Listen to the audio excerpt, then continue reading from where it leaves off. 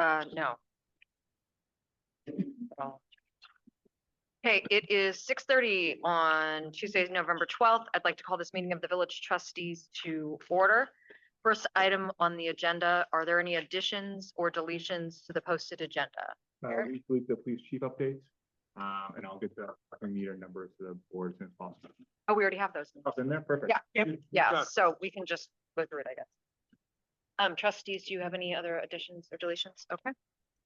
Next is citizen comments. Are there any citizen comments in the room or online about something that's not on our agenda tonight? Nope. Anything online? Thank you. Next item is the manager's report. Eric? Thank you. First, we had some town hall issues today. At the same time, we lost internet and the use of water for about 2 hours to 3 hours. So we had to close town hall. So I apologize to anyone who had any issues getting in touch with us. Everything now is fixed and we're open for business tomorrow morning. But again, I apologize for any inconvenience. I just want to note that on Halloween, we had both the fire department and police department out on high streets doing some community engagement. I've heard nothing but positive things. I want to thank them for their involvement, for being out there and pass out candy and toys and all that good stuff. What else? So I think we have not met since the select board had a positive vote for the water system. So that happened last month. The select board has scheduled another warning for December 10th. That is for the needed capital projects for the water system and also the purchase of the Vondell property. This week has been kind of slow going with kind of people being on vacation, store being closed. They are meeting Thursday night for another public forum here at 5:30. And we'll also continue to be out in the community as much as we can, answering questions, engaging with people, making sure people have all the information they need to before the vote on the 10th. We're a little behind schedule, but the FY26 budget is going to be kicked off tomorrow night. The joint meeting here again at 5:30 with the select board and the village trustees to kind of kickstart the budget process. Department heads have submitted their budgets to the finance office. They put that together. So we'll go over some high-end stuff tomorrow, then start meeting individually the department heads and putting a budget together for both boards as soon as possible. Great. That's all I have. Trustees, do you have any questions about it? Okay. Let's move on to the financial report. So just 2 quick notes. One, we are a little behind on reconning. So you look at police revenue. That's, I think, up to date as of, I believe, August for some of the actual parking meter revenue and credit cards. And then we're about 33% away through the year, and our expenses are about 31.9%. So we're doing okay there as well. But those are 2 high-level things I wanted to mention. In the police report section on police revenue, moving violations are 4%. Just wondering, is that a reflection of not getting reimbursed by the state for those violations? I'll have to look into that, but I will, yeah. Or a huge reduction in moving violations? Sure. One or the other.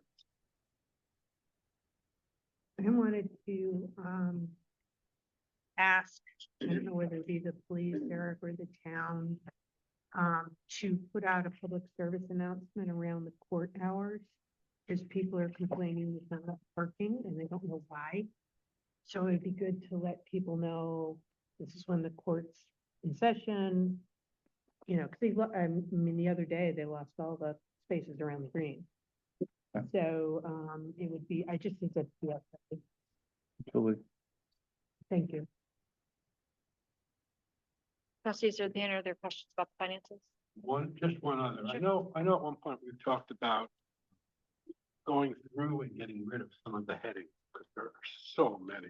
Yeah. I mean, one thing I noticed is, for instance, Frost Mill parking lot rent. I mean, that's 20 years ago. And not of any historical value, in my opinion. Keep something like that on there. But at some point in the new year, we should try to delete. Yeah, it's been on a list. It's just one of those things with time and, priority, but we're aware of it, yes. I had one question under planning and zoning. Under professional services, so it's 2-5070-301. It's at 209%. Is that because we're using a contractor right now instead of the staff person? I'll look into that, but that's probably more likely the software we're using for the short-term rentals. Okay, So I'll confirm that. thank you. The consultant hasn't been coming out of the salary line, so that shouldn't be what it is. Where is he coming out of? The salary line. So he's under salary and Yeah. wages. Okay. Thank you. Good. Trustee, do you have any other? Beth had a question. Oh, Beth, do you have a question about finances? Just wanted to say that you need to have, it's very difficult to hear Oh, if you're not speaking into the little things. thank you. Thanks. Okay, since there are no other questions about that, let's move on to the police chief report, which we don't have anybody here tonight, but trustees, just take a look in your packet. We've got this is the parking meters, the reports that we usually get every month. It looks like we're a little bit higher than last year, about $500. So the parking meters.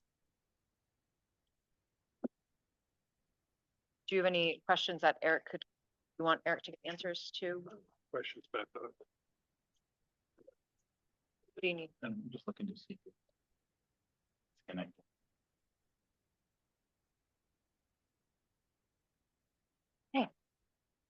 Moving on.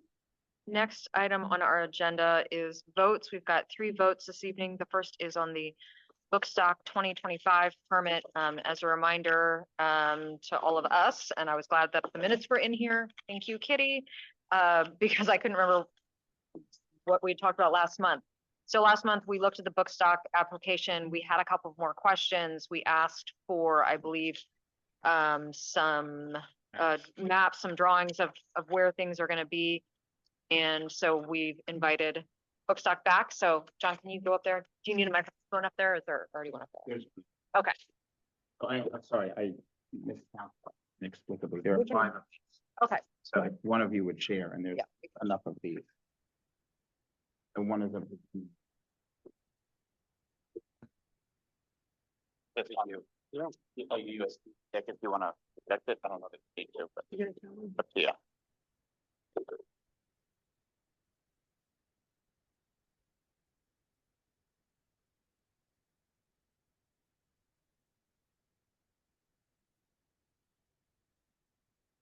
First, just before I forget, there are a couple of, I think, non-substantive, well, there are a couple of mistakes in the application, but the dates are the 16th, 17th, and 18th. One of the applications says the 14th, 15th, 16th, the Friday. It's Friday, Oh, starting at midday through Sunday, but we're going to need Thursday, which is the 15th, to set up tents. I think we can take them down on Sunday. We have,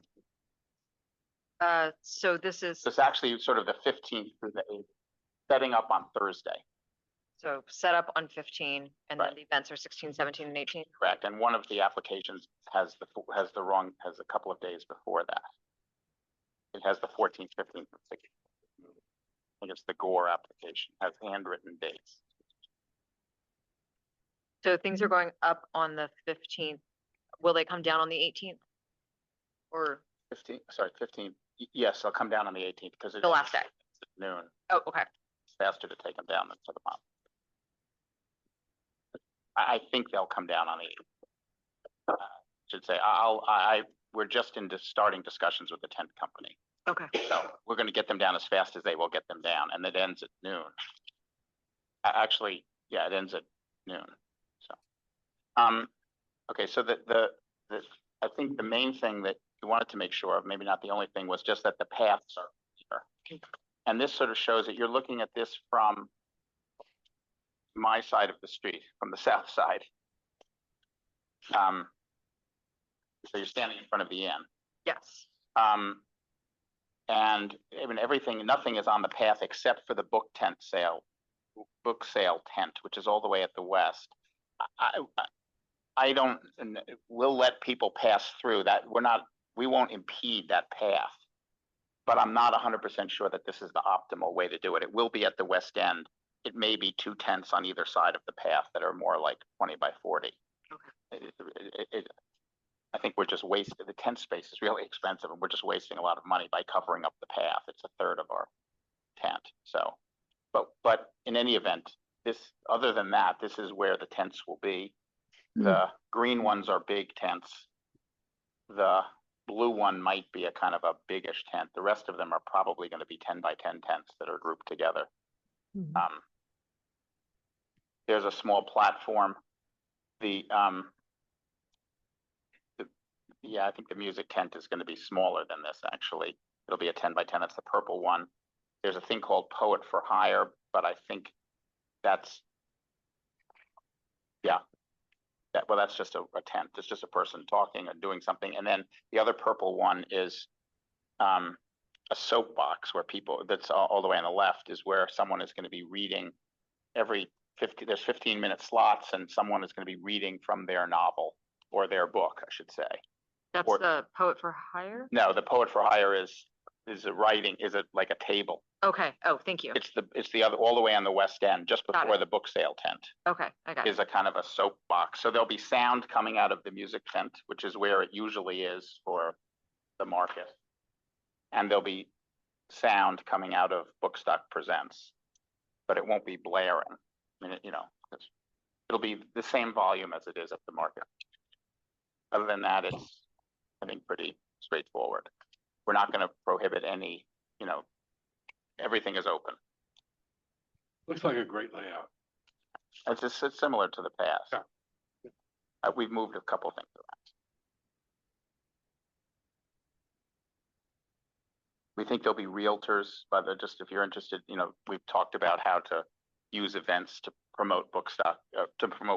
So it looks like there's interest among realtors to, take a 3-hour block. They don't want to do it all at the same time as each other, but, to cover a kind of a 3-hour block. And so we're not sure about that, but first couple of realtors we've talked to have said they'd be interested. Now, will you need cones for loading and unloading, and you can, Oh, yeah, this is the first time I'm Yep. involved in this. So yes, whatever is needed for those things, we'll need the normal things. We plan to use the electricity. I don't know how that is arranged, but we'll need that electricity, not for anything big other than the 2 PA systems, but small devices. I'm sure the exhibitors will, want to use credit card machines or whatever. We'll use a couple credit card machines for, this is like USB, but not drawing a lot of power, but we'll need that. Okay. And that's the chamber. The chamber provides that, you mean? The chamber actually pays for the power on the green. Oh, okay. Well, then maybe yeah. Yes. So We'll deal with them. talk to her, talk to the boss lady. And then, okay, any other questions about the green? Because we'll also have a permit for the gore, Yes. which I think is I don't know if that's the first permit, well, probably not the first one, but it's the first time we're going to try to do something like this. I don't think so. Trustees, do you have questions about the no, meeting setup? So, no, not agreed, no, I don't. So for the gore, to be honest, we have applied for this and we are considering and would like to do this. And by this is the tents with picnic tables, with the picnic tables that are 15 picnic tables. We would move them. We'll do it. We would move, and we'll move them to the gore to create a place where people can eat. But we don't want to displace local merchants. And so our concept is to have local merchants make prepared meals. It's very similar to what they did at TEDx, where you order the food in advance and then there was just a little tent and John Spector, I have the salami and you get the salami and I'm in the sandwich and you go and sit down at a picnic table. I don't know if that's going to work. And if it doesn't work, then the second option I think is to apply. We'll do this in advance. We'll know if this is going to work by February. We're doing this way in advance now. all used to get done 4 weeks before Woodstock. By February, we'll know, in which case we'll ask for food truck permits, maybe 2 food truck permits. Splendid Bakes is right there, but we would like to provide the picnic table. So your question was sort of about the layout of the space. We would like approval, if you're comfortable with this, to, I don't have my copy, but, to have, that's about how many picnic tables we have. There's nothing on that map that shows where the food would be served, but it would be pretty straightforward. We're talking about boxed. We're not talking about like a buffet where there's hot food and all that. We're talking about, coolers with soda and ice and bag boxed lunches that are made by 3 or 4 different local restaurants. And these are in or not in tents? The white things, those would be tents, because if it rains, I mean, we could use the umbrellas, but right now we're thinking about the tents. Right, so you're You gonna can, store the umbrellas or, yeah, well, yeah, we would probably just leave them behind the food tables. We'll take them down and put them back. That I know how to do. The expense of this is what is causing us to pause, because these tents are expensive. And I don't think the umbrellas, frankly, if it rains, we're in big trouble. Right. So that's the main consideration, is whether or not we can afford it. And so you're thinking about possibly food preparation, No preparation, just sale. okay, it's on here, okay, so, It's just, what you have on the map is just where people would Okay. sit. So the food tables with bags on them, yes, okay, pickup, basically, okay, so we would could be take off around those. It would be, it'd be in one side of one of them, let's say. Out, so we'd have a couple of 10-foot pop-up tents that would be adjacent to those 2 tents. I think what we're trying to show you here is the distance that it would be from the house, and also from the library. So it's not going up on that next level. It's staying within lower. It's going up the 12-inch level, where the land rises, but that's all part of the gore. And it's not intruding on the upper level lawn, which is the library's sort of front thing. And we've said to them that if they are going to have something outside of the library, some part of their book sale at the same time as Woodstock, and they usually put it on that upper thing. And we've said to them, if you want to move it onto, quote, our parcel, if that's better for you, then you can do that. So it might be that next to that smaller white tent is the is the library's tables. I don't know what they do with their sale, how they do it. But my point is, we're not going to impede on their plans. Got it. Okay, They'll be okay. Yeah, we've told them that this is what we're going to do. Anyway, so and you don't need electricity, right? for that, I don't think so. Okay, because there is none, so, Okay, well, we could get it from Splendid Bakes if we needed to, but Okay. we may need if we do, we'll get it from Splendid Bakes. It'll be just a couple of scanners for tickets, basically. and have you had a chance so you've obviously talked to the library already, have you talked to the bank or anybody in the Splendid Bakes building, or No, just a heads up? yeah, no, well, I think we'll definitely do that. Okay, Very good idea, but we haven't yet. We haven't, well, also, just to be clear, we have not talked to Liza at the library about the location of the tables. We will. We've just had a meeting with the library. They're Okay. on board, they're supporting Bookstock, they're back in the fold, and so. oh, great, But we've talked to someone else we talked to the person who actually puts the books out on the tables, who probably isn't the decision maker. I've forgotten his name, the gentleman that does the book sorting. So, yeah, we'll check with all of those folks. okay. That's a good point. And I noticed with both of these that you all have volunteers that are gonna empty the trash, and you'll have recycling bins. You bringing your own I'm not sure. or additional? Yeah, we'll make sure that okay. What we plan to do is to make sure that we have trash and recycling on the green and on the gore. We'll bring our own to augment what the town has, and if we're allowed to, we'll empty the town on the towns and ours, or the villages and ours, on the green and the gore. Someone asked us, will you be doing it throughout the town, throughout the village, because when Bookstock happens or when big events happen, they all fill up. And it's a fair question, and I can understand why someone would ask, but I don't think we can do that. I don't think we should do that. I mean, with our application, we've always, or with the most recent application, it is the trash cans on the green. Right. We don't want extra trash. Right. In the gore, And the gore, yes, either one. especially with food there. Right, yeah, exactly. We may ask, we may ask you if, we will coordinate with Eric, with your team to figure out where we can put things on the day of the event. If we need to, we'll put them in a pickup truck and get them, put them in our driveway, my driveway. Yeah. If we need to, but if there's a place where we can put them, but you don't have to resolve that now. We'll figure that out. Okay. And the one thing that I hadn't seen on here was, and maybe it's because it's early, but one of the things on the standards of the permit is coordinating with the police about safety arrangements, traffic. Have you started to have that conversation yet? No, and Okay. thank you for telling me that. I should have read it, coordinating with police. You signed off on it, John. No, I know. I'm saying, yeah, I'm not saying you didn't tell me. I'm saying I didn't know. Okay, yeah, because I would just love to, these things just, I think the only traffic issue that we would have is the loading in and the unloading out. And I just assumed because there's been tents on the green Yeah. a lot that there's a plan for that and we'll conform to the plan, but I will definitely talk to Joe. it tends to be, at least in my experience is it's individual and it's, okay, we have 5 trucks coming in. Right. Tone off spaces. Oh, no, I agree. I'm just Yeah. saying that whatever our request will be, will conform to the same policies that have allowed other tents to go. Oh, But I will talk to the police. and the other thing that I would recommend you coordinate with the police is because, especially if you're gonna have people going back and forth, even if it's just the picnic tables on the Gore, people will be darting back and forth across the street and. Do we have a crossing guard? Yeah, do you need a crossing guard? Do you need signage? Do you need?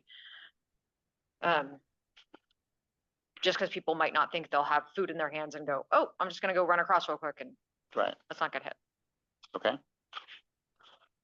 Just to the Gore. Yeah, I mean, talk to the police and see if they have concerns about anything else. But I mean, that would be the one point that I would be Right. concerned about. That's a good point. And then the other thing, and I can't remember if we talked about this last time, I apologize if I've already said this, but the COI will be updated. It is up, no, the COI is updated. It will run out on December 31st. This ran out 2023. No, okay, sorry, this one does. Yeah, I didn't, sorry. Okay, it's not in this package, but Okay, I think I may not have sent it to Okay. committee. When you pointed it out, I went back and looked at it and we have the one for 2024. But that will also not cover Woodstock 2025. So, all right, so either way, it isn't Yeah. gonna provide, but Yeah. And I'll send you the one for January. 2024. get it to us in January or whenever you guys. Yeah, no, we're Okay. gonna renew it in December. And then, so this, and make sure what is this? And that it has the town and village listed. As, I think we've got it it's in the instruction. Says, the certificate must list the village and town of Woodstock as Yeah. additional insured. Right.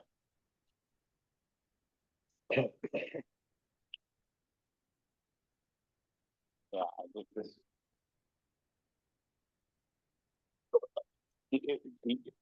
I'm not asking you to violate any procedures and so forth. Do you want to wait until 2025 when we have a certificate and all that to approve We this? can, what we've done in the past is we can approve, Make provide a a condition. conditional approving. Okay. And say, once you get it and. Yeah. And we'll say, get it to us by X date. With the town and the village? Yes. And so there's one for the Gore and then one for the green, so it would be 2 COIs. Or however, Eric, how should that be done? It would just be one because it's the It's same just group. more than covered. Okay, one that covers both, More than covered. because the Gore is owned by the village and the green is owned by the town.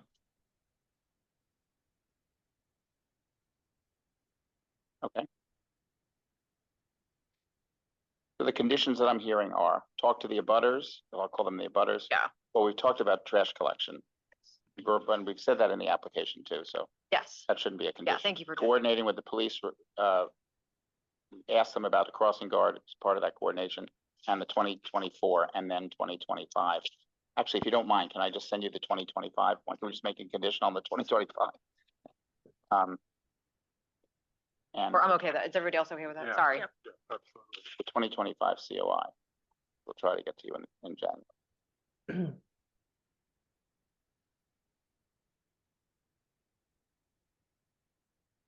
And I think even on so I think the gore, we don't specify an amount, but I think the green we do. The insured amount or the fee? The insured amount. Am I making that up? I might be making.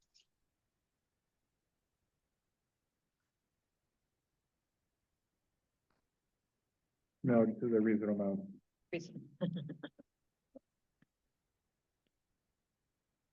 I think what we're planning on is what's in the 2023 program, which is $1 million plus. Well, yeah, it's up to $1 million. And then there's other limits, you can see those. Yeah. That are higher.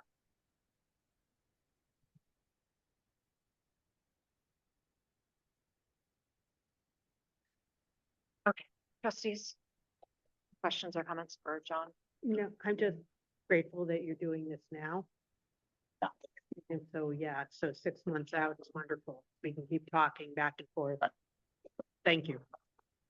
Well, I'd like to make a motion that we approve the application doc on the dates and the terms discussed today on both the gore and the green, pending arrival of a certificate of insurance to cover both areas before the event.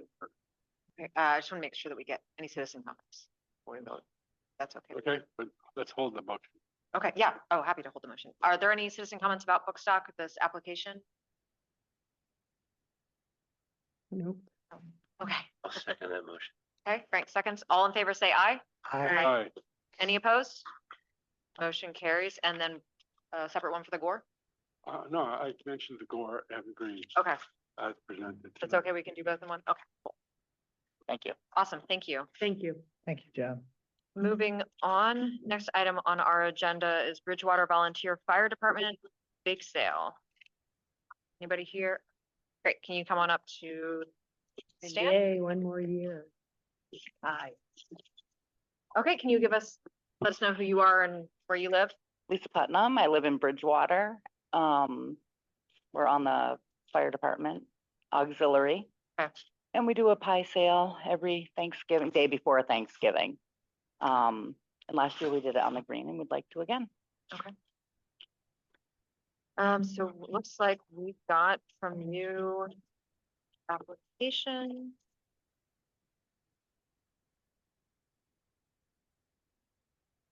And Kitty, did we get the application fee, I assume? Yes. Yes. Okay, good, just want to make sure. Sorry, it took me a moment to remember. Yeah. Okay. Are you aware there's a $150 refundable security deposit? Mhm. Okay. And that's not due unless it gets approved. And we've got your COI. Mhm. COI lists the library. Because we did it in the library in the past, so Melissa probably just thought it was at the library, but I can have her call you. Updated? Yeah. Have it updated, okay.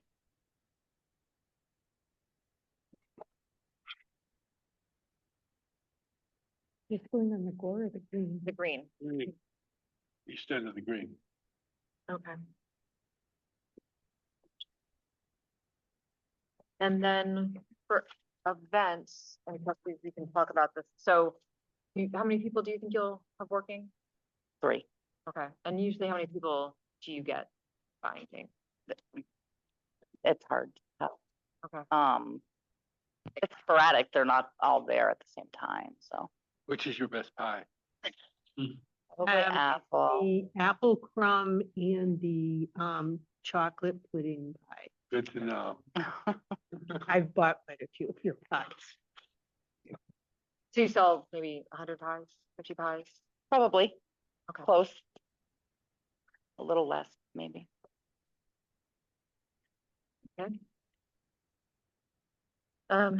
Trustees, do you have any questions?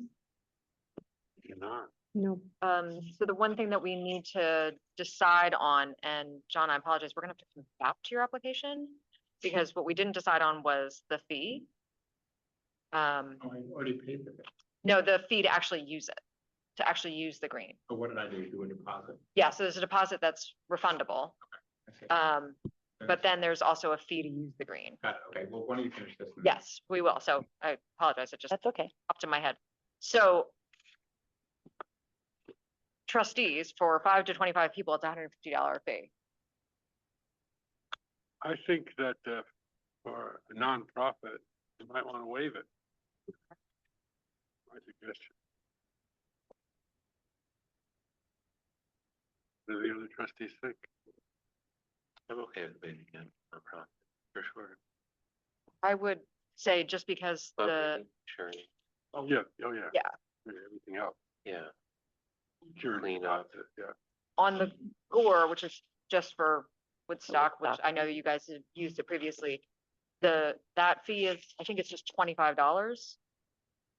So I would, or was there an application fee on here?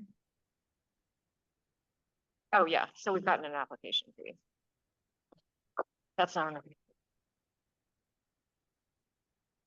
Yeah, I'm fine with just the application fee, having that be sort of Yeah. cover everything. Lisa, Lisa and yep, I'm okay. Brenda? Yep. Okay. So then we'll just waive the fee since it's nonprofit. Okay. Are there any questions from the people, the citizens? I just wanted I just thought something about John's permit. There is a $150 refundable deposit that he put on for his permit. Is that correct? Yes. Okay, just let him know because he's in the room that once he's had his event, that come back to us, we'll issue back that money. I think that has been confusing in the past where I have to track them down and see if they want their check back and just because the check was deposited, I'm telling him. So that this John, when after the event, if everything goes smoothly, come back into my office and we'll refund you the $150. Okay. Thank you, Kitty. Yep, just making sure you knows. Okay, so there doesn't seem to be any other comments. I would make a motion to approve the Bridgewater Volunteer Fire Department Auxiliary to sell pies on the green on November 27th. Under the condition that we get an updated certificate of insurance. Is there a second?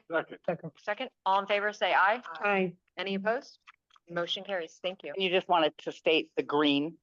No, so what so it under, I think it's the certificate holder. Yes, it is. So the certificate holder right now, it says Norman Williams Public Library. So it just needs to say the town and village of Woodstock. Okay, So it just lists us as the people that like, Yep. don't sue us, no, you know, so perfect. that'd be great. All Thank you right. so much. Thank you. John, can you jump back up, please? Sorry about that. That's okay. So you expect, how many people do you expect? The real answer is we have no idea, but we're thinking that it's on the order of 300 to 400 people a day. Okay. We think we're going to know going forward. But we think the estimates in the past of 1,000 people over, say, 1 full day and 2.5 days are inflated, but we don't really know. Plus May versus the end of June. Yeah, mid-May versus mid-June could be different. Yeah. Okay, so It's hundreds, it's not thousands, and it's not tens. I guess it's the best way to do that. so you're saying 300 to 500 people That's what we said in the application. per day. So it could Yeah. end up, it could end up being between 300 and 700, all 3 days, maybe. Yes, No. hopefully it'll be more than 300. Okay. But it might be I'm guessing over the 3 days, it'll be 500 to 1,000. Okay. Well, so the fees for private events, the 75 to 100 people, and we don't have anything higher than that, is 550 for the use of the green. Per day or just in total? For the entire time. We just have it based on number of people. It doesn't, we never specified per day. So it would be for the entire duration. Okay. So, We are a 501c3. okay, That policy endures for more than 3 minutes. okay. Huh. There is that. So the question is, and Should have done this in a different order. No, you're lucky with this one. Yeah. so I think trustees, it might be helpful to go back to why we added these fees. When we had this discussion a year and a half ago, whatever it was. We did this because we recognized that there is effort to be put into the green. We realized that we had been charged by taxpayers to find money that was not directly from taxpayers. So those were sort of the reasons that we added this. So the question is, do we believe in what we passed? Do we stand by what we passed, or do we not? Or do we think we made a mistake? In which case, we need to redo this entire ordinance, which we've really already done. So I would hate to revisit it quite so soon. I think that, one of the factors that we should come up tonight that we may not have taken into account is nonprofit versus profit, events. And so, like there's a different schedule for nonprofits and profits. To me, that does make a difference. People who are not making money off of an event. Yeah, but I look at this also, there are vendors here who will be making a profit. So it's not like nobody's making any money. The organization that's running it is a not-for-profit. But the vendors are for profit. So there is money there. There's money, so I don't know how you would go about doing this within the group, but I feel that the fee is okay the way it is, because people will be making money, and maybe you can make arrangements with the vendors to get a small fee back from them for the rent. No, we already charge a fee. We won't make a well, I mean, if we do make a profit, it will just be rolled over to Yeah. next year. So we won't ever take a profit. But we do charge the exhibitors. Yeah, and I've only ever produced one thing on the green, and with pride, we charge our vendors, and if we need to charge them a little more, that's kind of what we have to do.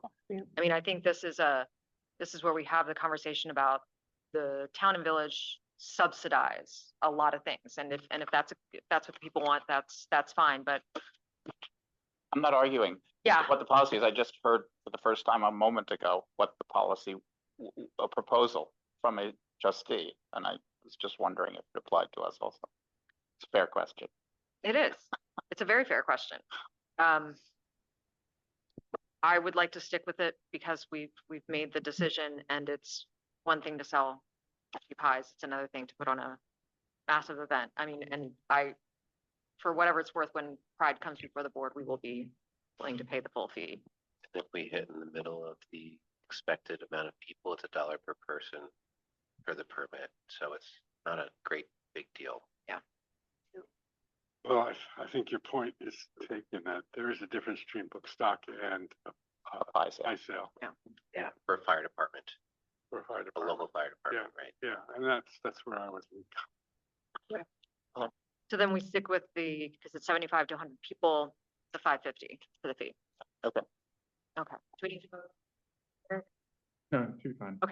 Great, thank you. Thank you. Okay, next item on the agenda is Planning Commission nominee Megan Landis. Come on up. Can you jump up there, please? And I don't have, was there an application? There was.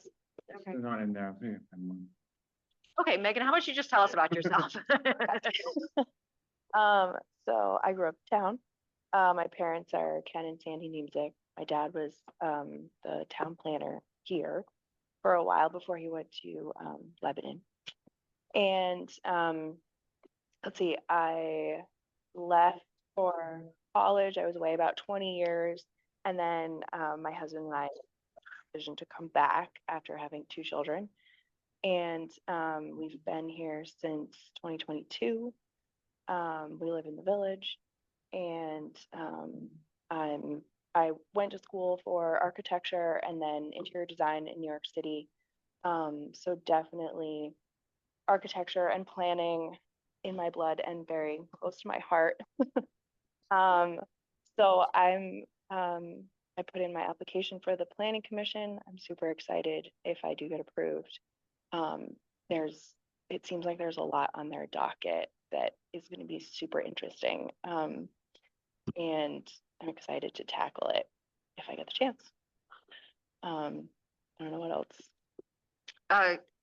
Why do you want to be on the planning commission? Like, what is it about that work that, I mean, obviously you have the background. Yeah, I think stemming from my background and just my experience growing up in the town and the sort of love and care I feel for Woodstock, the village and the town. You know, I see the village changing. I see the town changing. And I just want to make sure that there's a voice on the planning commission that wants people to keep in mind the character of Woodstock and what that means to the economy and the town, because without the character, Woodstock falls essentially. Like, we are so based on tourism and the beauty of our village. If we lose that, if we allow things to become too different than what it is, I think we could see some faltering potentially, because we just lose what Woodstock is, what people come here for. On the flip side, I'm a millennial. It has been very difficult for me to buy a house. I have not yet. So knowing that affordable housing, building more housing, is also going to be very important to the village and expansion and bringing more people in. And if there's going to be realtors at some of the events on the green, more so than to be able to look smartly at the housing stock that we have and either densify within those larger houses potentially, or build smartly so that we're not, again, losing the character that makes Woodstock so desirable to visit the tourists. Those are my two important facts to myself.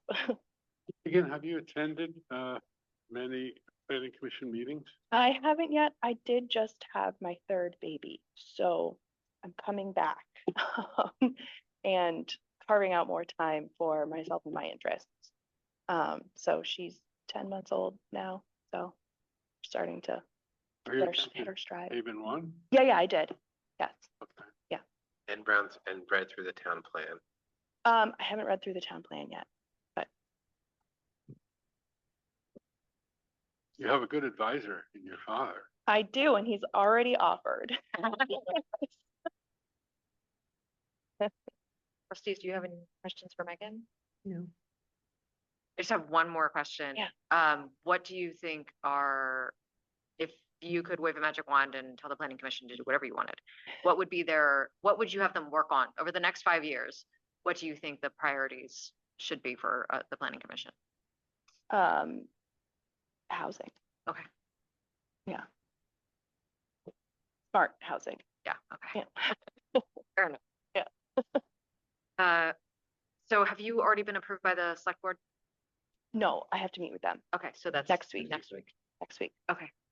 And how many open positions? We have just one. Okay, so this is just replacing the one. Okay. Are you all comfortable voting tonight? Yeah. Yes. I am. Okay. Yes. Okay. In that case, I would make a motion to approve, Megan Landis to be on the planning commission, approved from the trustees. Is there a second? Second. All in favor, say aye. Aye.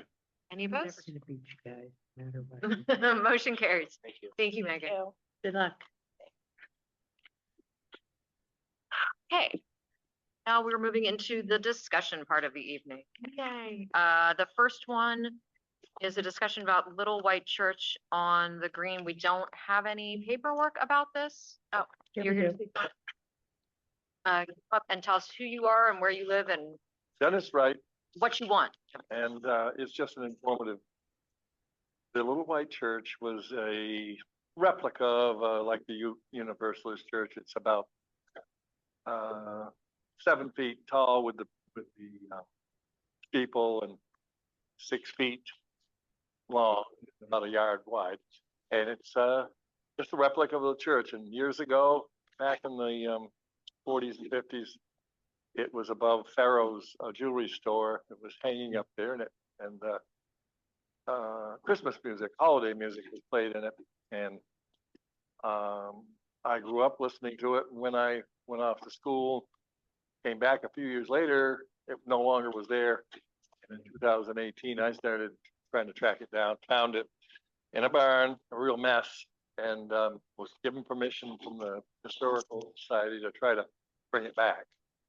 And I took it to New Hampshire where we were living, and we did some restoration, painted it, and since 2018, we've been playing music in it down behind the town crier.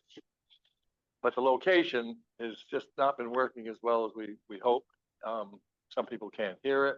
We don't want to cause a problem with businesses by raising the volume. So we thought we've discussed the idea of having it on the green. And I've talked to Beth, and she sent me here to just see what the possibilities. There is nothing but the Little White Church on a stand with no electricity needed. I have a PA system with a battery that you can play. I, in the past, have had a loop of 20 some odd holiday songs there's no religion, none of that inappropriate things. The same songs that were playing back in the 40s and 50s, Rudolph, Frosty, Burl Ives, and that crowd.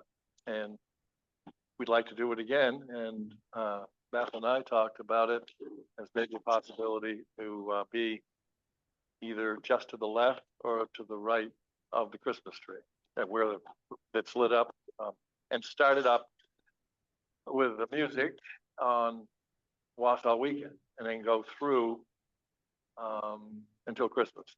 And it would be like a 10 a.m. to 6 or 7 at night. And like I say, there's no need for electricity, so there's no chance of injury, I would think. But that we just as the beginning stages, we could still have it at the town crier.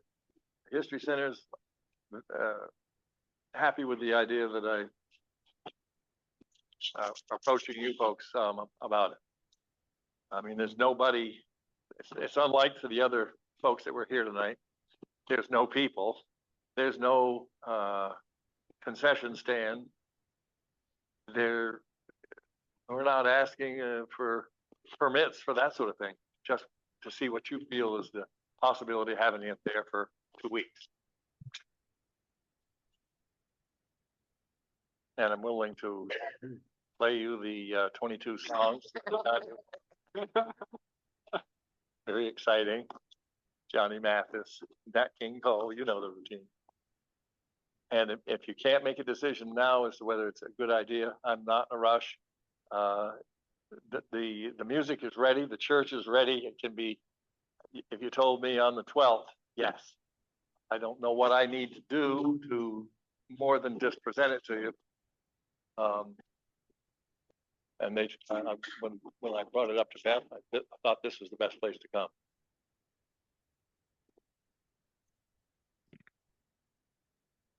Trustees, do you have questions?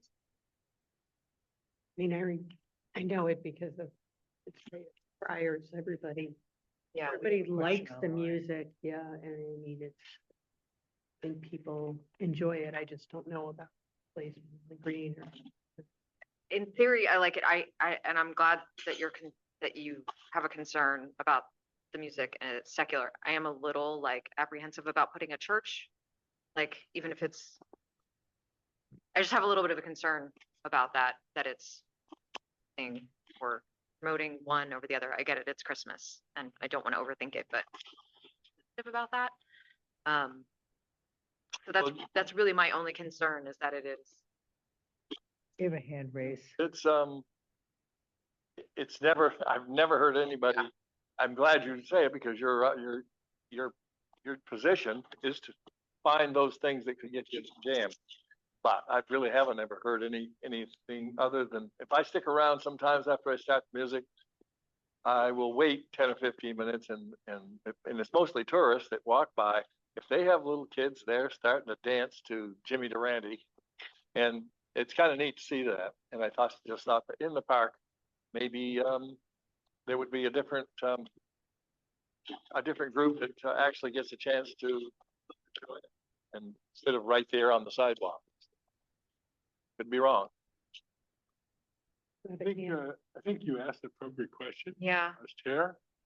But my 2 cents is as a Jewish person on this board, I would love to have it there. I've loved it where it is.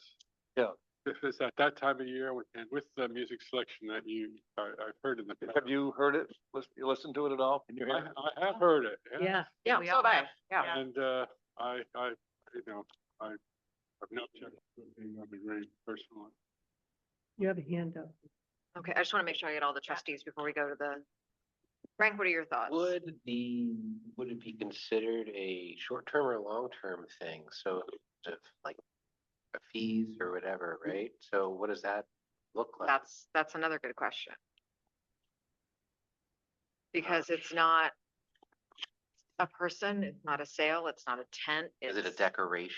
It's decoration. Right. Yeah, I think you would consider it decoration. And so do you consider it the way that if anybody else wanted to donate A decoration. a decoration?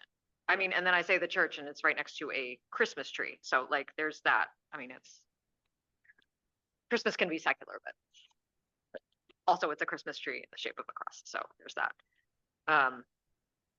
There's trees in the shape of a cross. I mean, yeah, Never knew that. Christians like to Talking put about the things. memorial tree, right? Yeah. Yeah. I mean, it's a Christmas trees are. They're Christian. Okay. Someone up there have a question? Oh, yeah, go ahead. You had a question? I can't see the name. Yes, I'm sorry, I couldn't read your name from here. Go ahead. You're muted. Now you're muted. Now you can hear me. Yes. Yes. I want to say that I'm opposed to any further religious displays, and especially those on town-owned property or village-owned property. We have enough churches in town that are tax exempt. And I think that the appropriate place for such a thing would be on one of the lawns of one of the churches. And I hate to see this further erosion of the separation of churches and governments. And I'd like to see no further religious representations on public lands. That's it. Thank you. Is there any other public comment?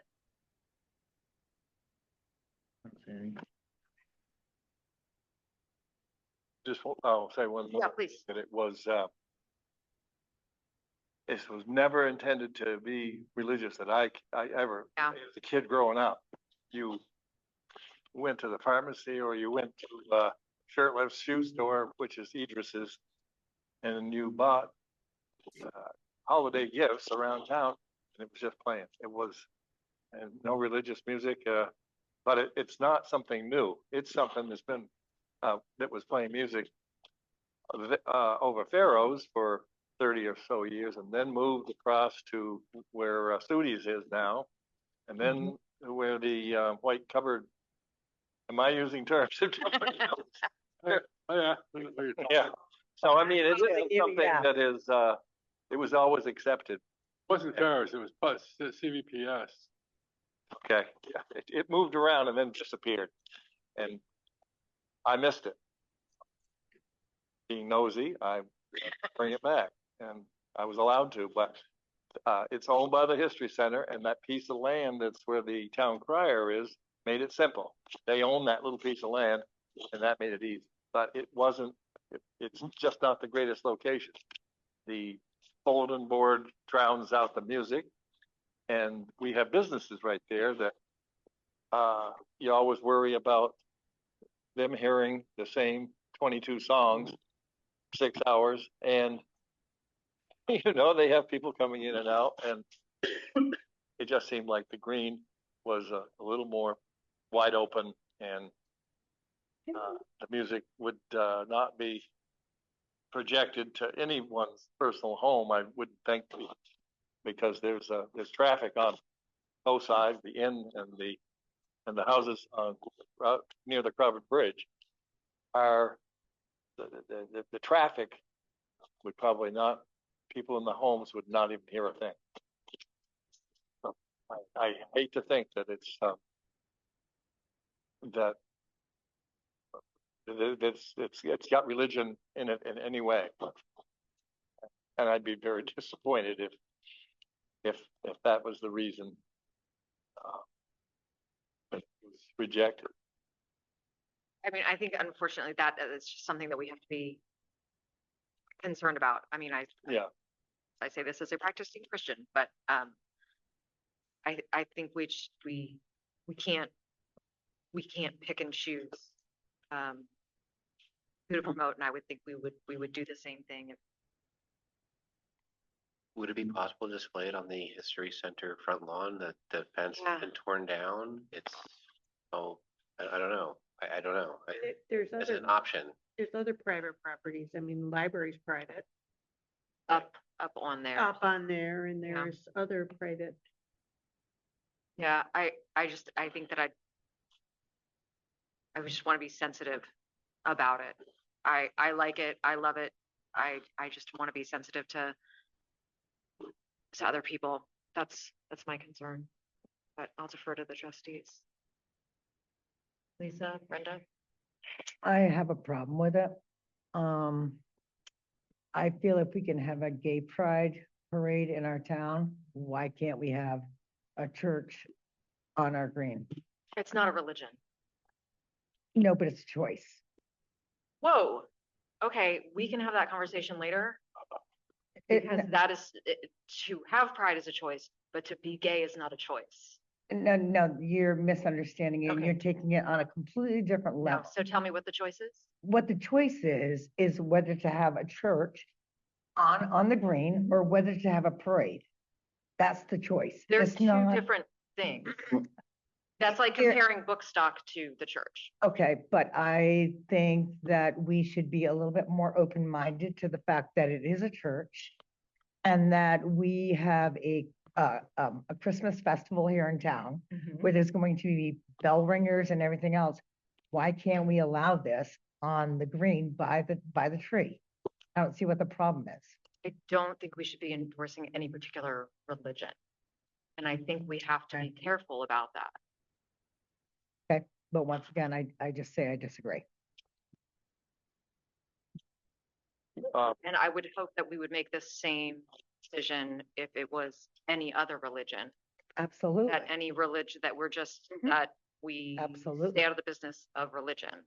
Mhm.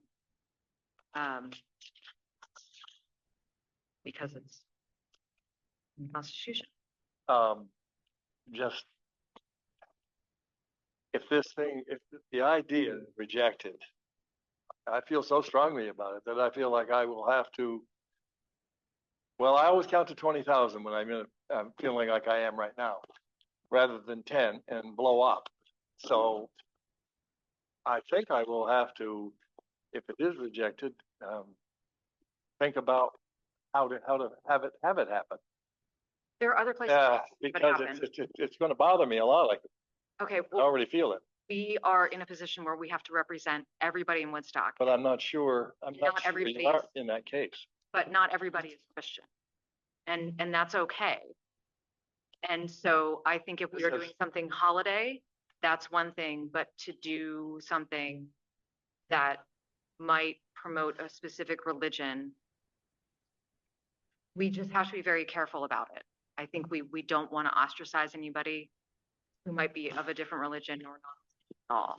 And I think that that's something where we have, at least here, 900 people that we have to represent, and not all of them are Christian, and that's okay. I'm just saying that it's not intended. If I knock the steeple off and paint it red and called it a little red schoolhouse, are we gonna have the same problem? No, Yeah, so and that may happen. So because I think the holiday music and watching the little kids with their parents is worth it. I think the holiday music isn't the problem. I think that the problem that's been pointed out is that it's a church on the public land. The holiday music is great. it's secular. I enjoy it. I like the choices of what it's played there. But that's my understanding of what I'm hearing where things are, Dennis, that it's putting a church on the green. I don't know. I wouldn't suggest putting a synagogue on the green and playing Hanukkah. But did anybody ever say anything about it being where it was? It was on private land. It's But did anybody say, or Oh, you know that it was on private land? That's my point. Is like the people walking by, the people going to Bentley's, the locals. I never heard anybody say, "Whose land is that? Is that the town property?" I never ever heard a negative comment, and I just don't think it really represents. If you say 900 people, I think 15 people might find it offensive. and we represent those 15 people. So they win. It's not a win or lose. It is, we have to be as neutral as we can be. It is, we are not allowed to discriminate against anything, and we really shouldn't be promoting. I mean, separation of church and state is a thing that we need to be respectful of. That lady that was here earlier, I wish she'd have stayed because it's just the big type of thing that she was worried about. How long was it going to be before Woodstock goes? That was acceptable 50 years ago. And Lots of things were acceptable 50 years ago. I couldn't get a credit card 50 years ago. People couldn't be gay 50 years ago. Couldn't vote 50 years ago. I couldn't vote 50 years ago.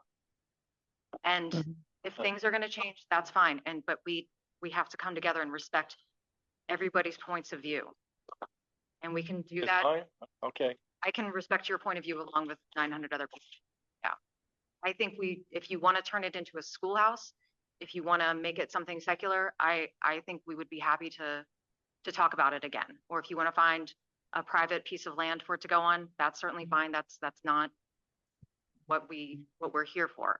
So I think we're all saying we like it, we enjoy it. I like it, I enjoy it. I love walking the dog past it.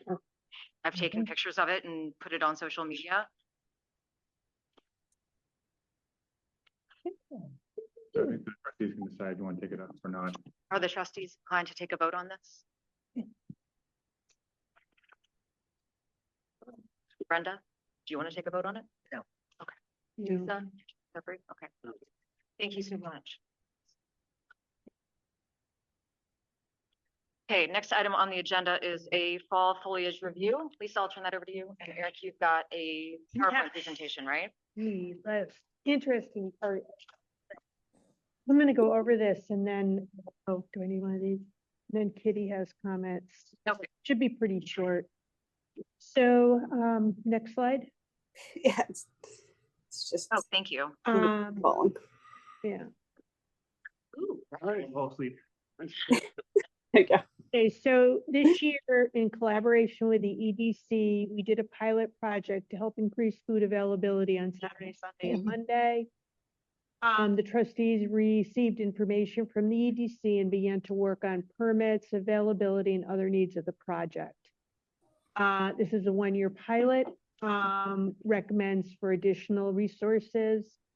And that's it. And additional to the food on the green, the EDC developed a QR code displayed in local shops to help visitors find lodging, restaurants, parking, and bathrooms. Next slide, please.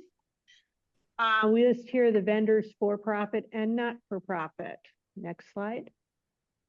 So the reason why this is done and the reason why it's been talked about is over the last few years through interviews and conversations, it's become noticeable that we have fewer restaurants with fewer shorter hours, less employee availability due to housing. This year we had a record number of visitors, record. Tour buses, you know, we have to remember that they're unloading every 15 minutes, 40 to 45 people, and that the buses, the visitors on the buses have a very short window to do everything they want to do. Bathroom, covered bridge, food. Next. So we got some positive and negative feedback, obviously. Trees and Seeds did exceptionally well.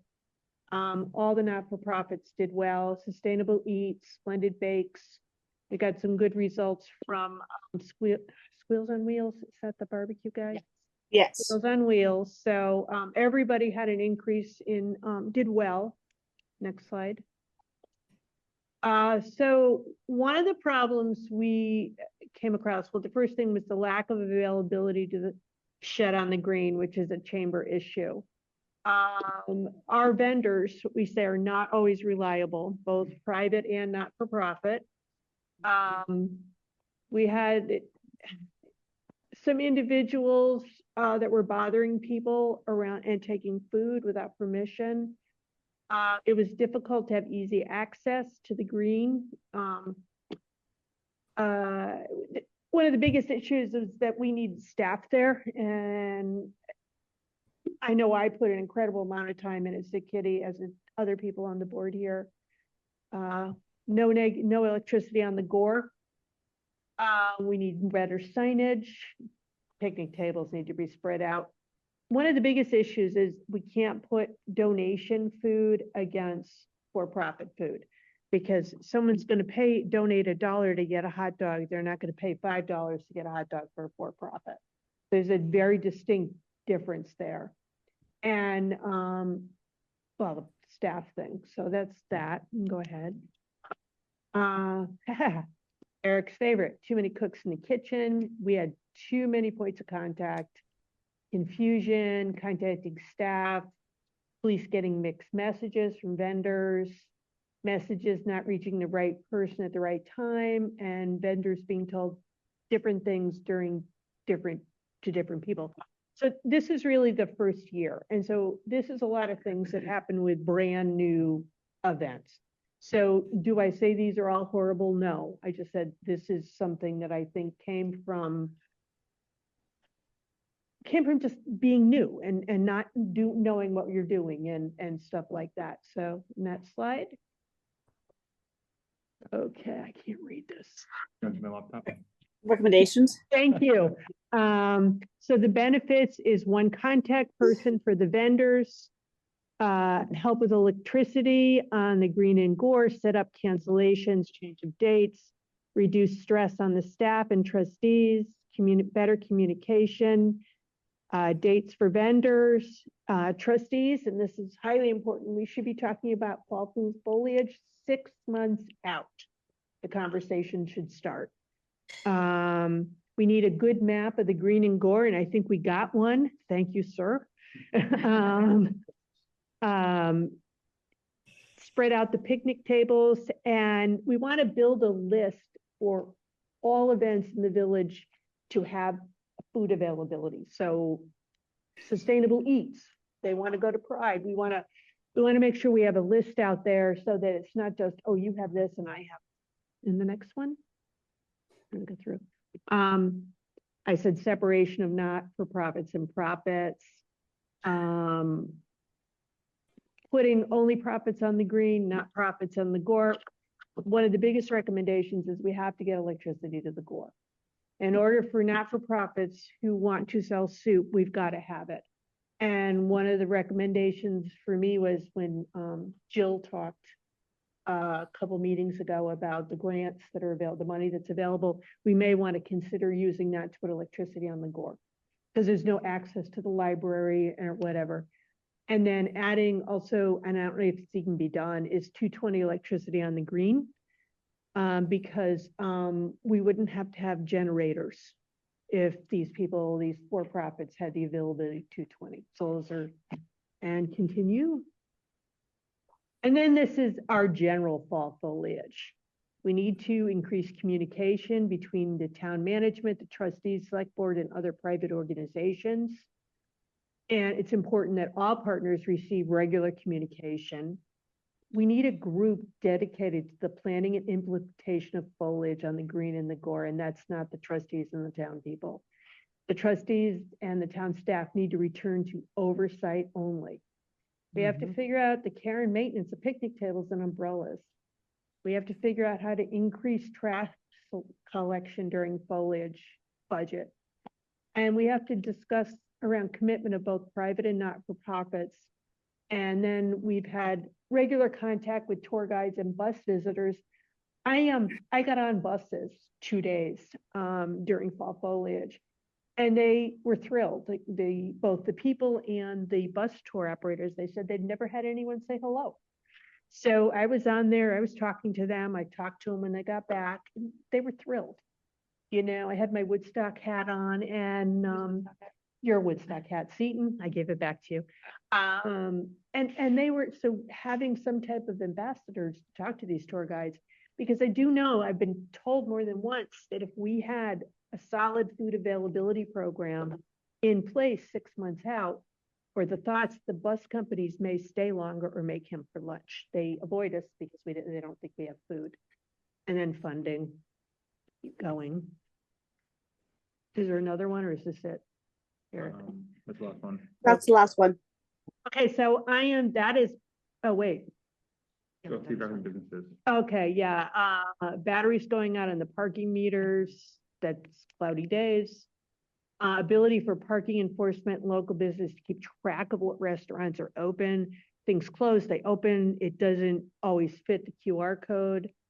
As always, more signage for the bathrooms. The trash cans with cages are very difficult to clean. We want to thank the Rotary for cleaning them.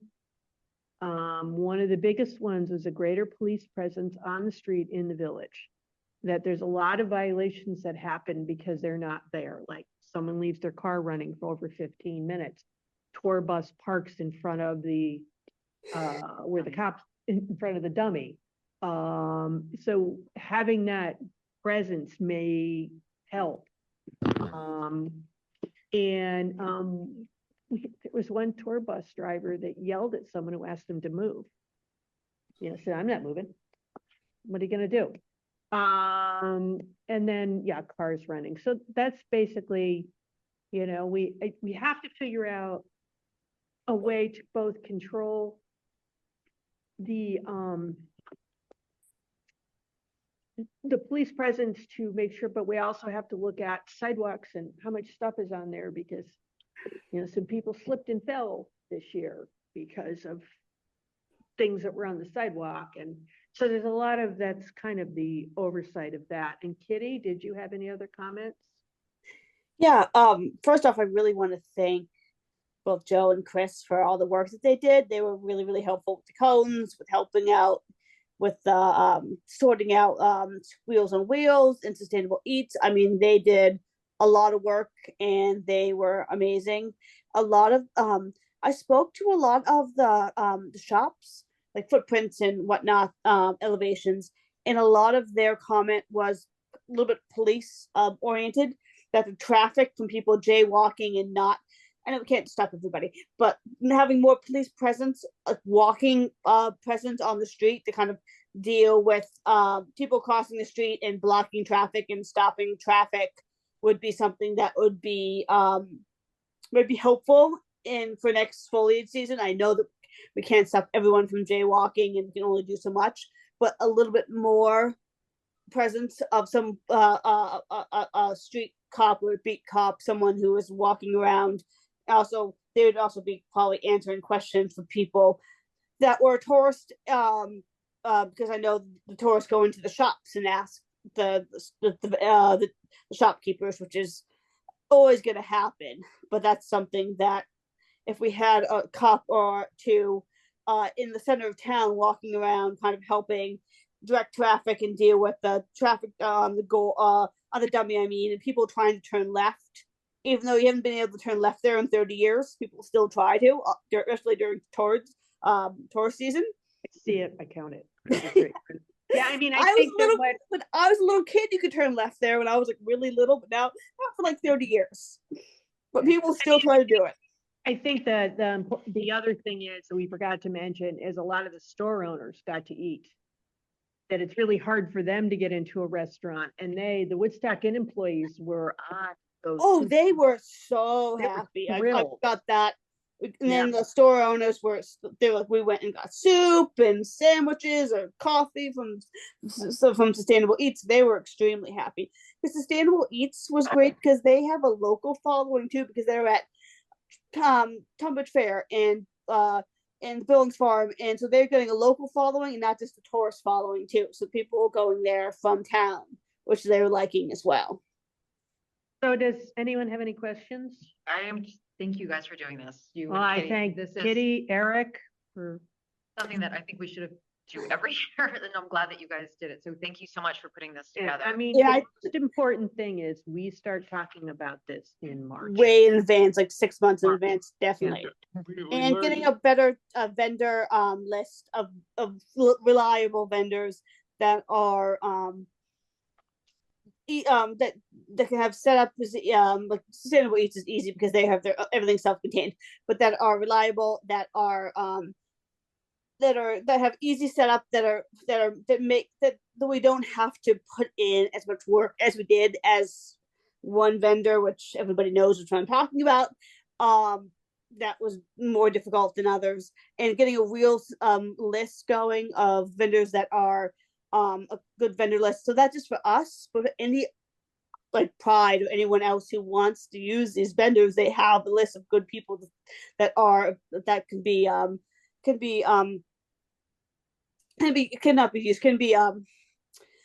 you can pull up this list, and they can be contacted at any time if we have events going on in town. I just want to comment that some of the initiation for all this came actually from the ETC. Yeah. Right. And I think that's important to remember. I really thank John and other people. Yeah. Oh, and one other. Kitty, I'm hold on. not quite done, Kitty. Sorry, John. I'm sorry. I mean, Jeff. It's okay. That's And done. one of the results of that was that people had a place to eat. There were different times during peak foliage when all picnic tables were being used all at once, with people enjoying them.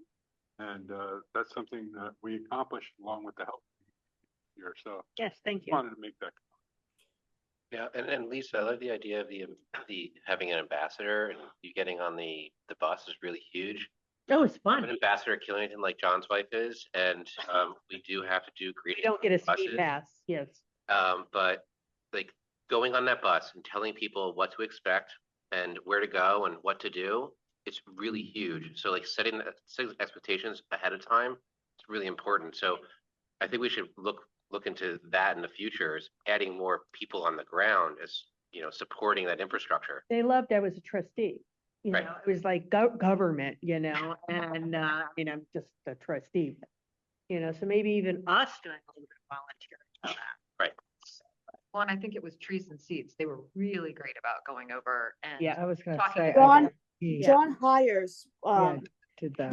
he gets an A+, and he went onto every single bus. He goes over and says, I'm from Trees and Seeds. This is what my organization is. This is what we're about. This is what we're trying to promote. And said, come on over, everybody. There's food over here. And he even went and got the workers. Some people were like men that were women, people that were working in town on homes and doing other things. And he went over to them working on whatever they were up to, and said, oh, come over, there's food. so he got all these other people, local people, people that were working in town as well, which I thought was very cute, that he was going around and finding people to come over and explaining to them about the nonprofit and giving them the whole message of what they were doing, because that also spreads the outreach for his program too, and what the organization and what they're doing, which is really good. And the only thing I would recommend at this point is we on March, in our March meeting, we start to talk about foliage. That would be my most important recommendation of all. John, do you have a comment? Yeah, please go up there so everybody can hear you. Two things. One is, I think this, Name, just John Spector, Woodstock.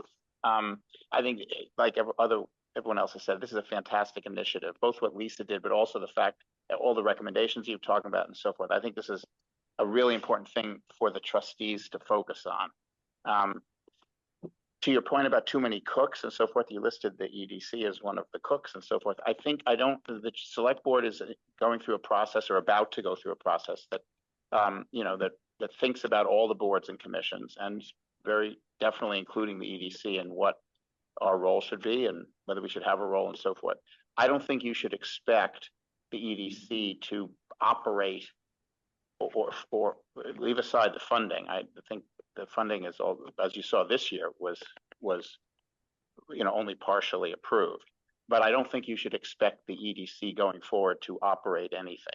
So in terms of counting the number of cooks, I think you can expect -1.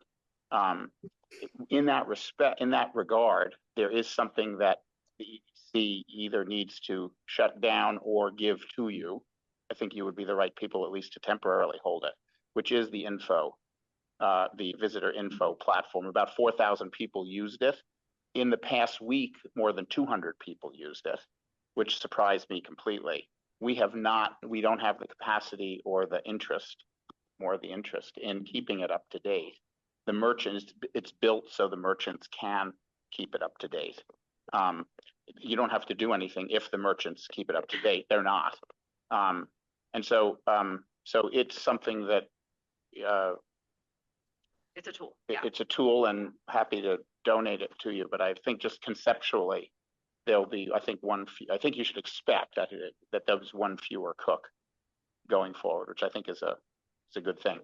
Just the last point, and I've mentioned this to Eric at some point, but I think of some organization of volunteers around foliage, but not even just around foliage, is something that I think there's a potential for, and I think the trustees are well placed to really think about that. Maybe using foliage as an example next year. There's lots of people who I think would volunteer, and the responsibility for that is very unclear. So lots of groups that are interested, like the EDC, but not just the EDC, are kind of like, like we planted flowers. We built the app to do the info. We did the tables and then the Rotary is doing the tables now. It's kind of, no one is really sure what we should be doing, what we're allowed to do. So I think it's a real opportunity, and I think what you've done sets the stage for that, which would be fantastic. Thank you. Yeah, it's great, and it's great. It's really terrific work. And by the way, one other thing is that I heard, you were saying someone said some things worked and some things didn't work. That's true, but this struck me as a very successful pilot test, partly from the learning and partly from the value that it delivered. So thanks for doing it. And I'll just say that to echo everyone else, I think it was very successful, and I want to thank Kitty, Seaton, and Lisa who spent most of the time on this. It was successful because my time is spent on it, and I think going forward, we're going to have a conversation about how that time needs to be allocated and who can take it on, because it can't just be a staff member or a trustee, because what happens if they're no longer there or if something else comes up. So to John's point, and I think someone talked about before, is can we get volunteers, a group of people who can own this and only kind of report to the trustees throughout the year. Thank you. Yep. Any other comments about this before we move on? Yeah, quickly. Yeah. First off, I want to say to John that the too many cooks in the kitchen. I think the EDC was like, you stepped in once and said something to a vendor. So I don't want you to ever think that we're off put by your assistance or your help, and I don't want. And secondly, mostly that from all of the vendors and all of the shopkeepers that I spoke to, every single one of them said that your QR code that you have in all the shops was just like a game changer. It was wonderful because they, instead of having to repeat the information multiple times to the same person, they would say, here it is, here's the QR code, here's all the information. And in every single shopkeeper that I spoke to, which is everyone up and down Elm, and everybody was just thought that you guys did a great job, and that was an amazing idea, and it worked really well. Thanks, Kitty. Kitty, yeah, no, there were no negative feelings on the part of the EDC, so don't Okay, worry. I want to make sure that you didn't feel like we were off putting you by saying that. It was just a combined. There's a lot of people and a lot of stuff going on with a lot of too many voices to speaking to too many vendors, and it started getting confusing. Thank you. Okay, let's move on to our next item. Is the 33 Central easement? No. Do you have Wausau? What? The Wausau Parade. Wassail Parade? Oh, I skipped it. Sorry. Wassail Parade. Beth, do you have a update for us? What would you like for an update? We are meeting every 2 weeks. We have some great things going on. The parade applications are out at this time, and Nori Pepe at Billings Farm and Museum is the recipient of those applications. I won't know until Monday how many people have applied, but I know many of our regulars are coming back. We are doing, and since this is kind of a multi-group organ, the Wausau committee represents everyone in town. We are going to have a Welcome to Wausau walk on Friday night at 4:30. You can meet at the East End Park. We're going to walk on the sidewalk up to the green with bells and a bagpiper and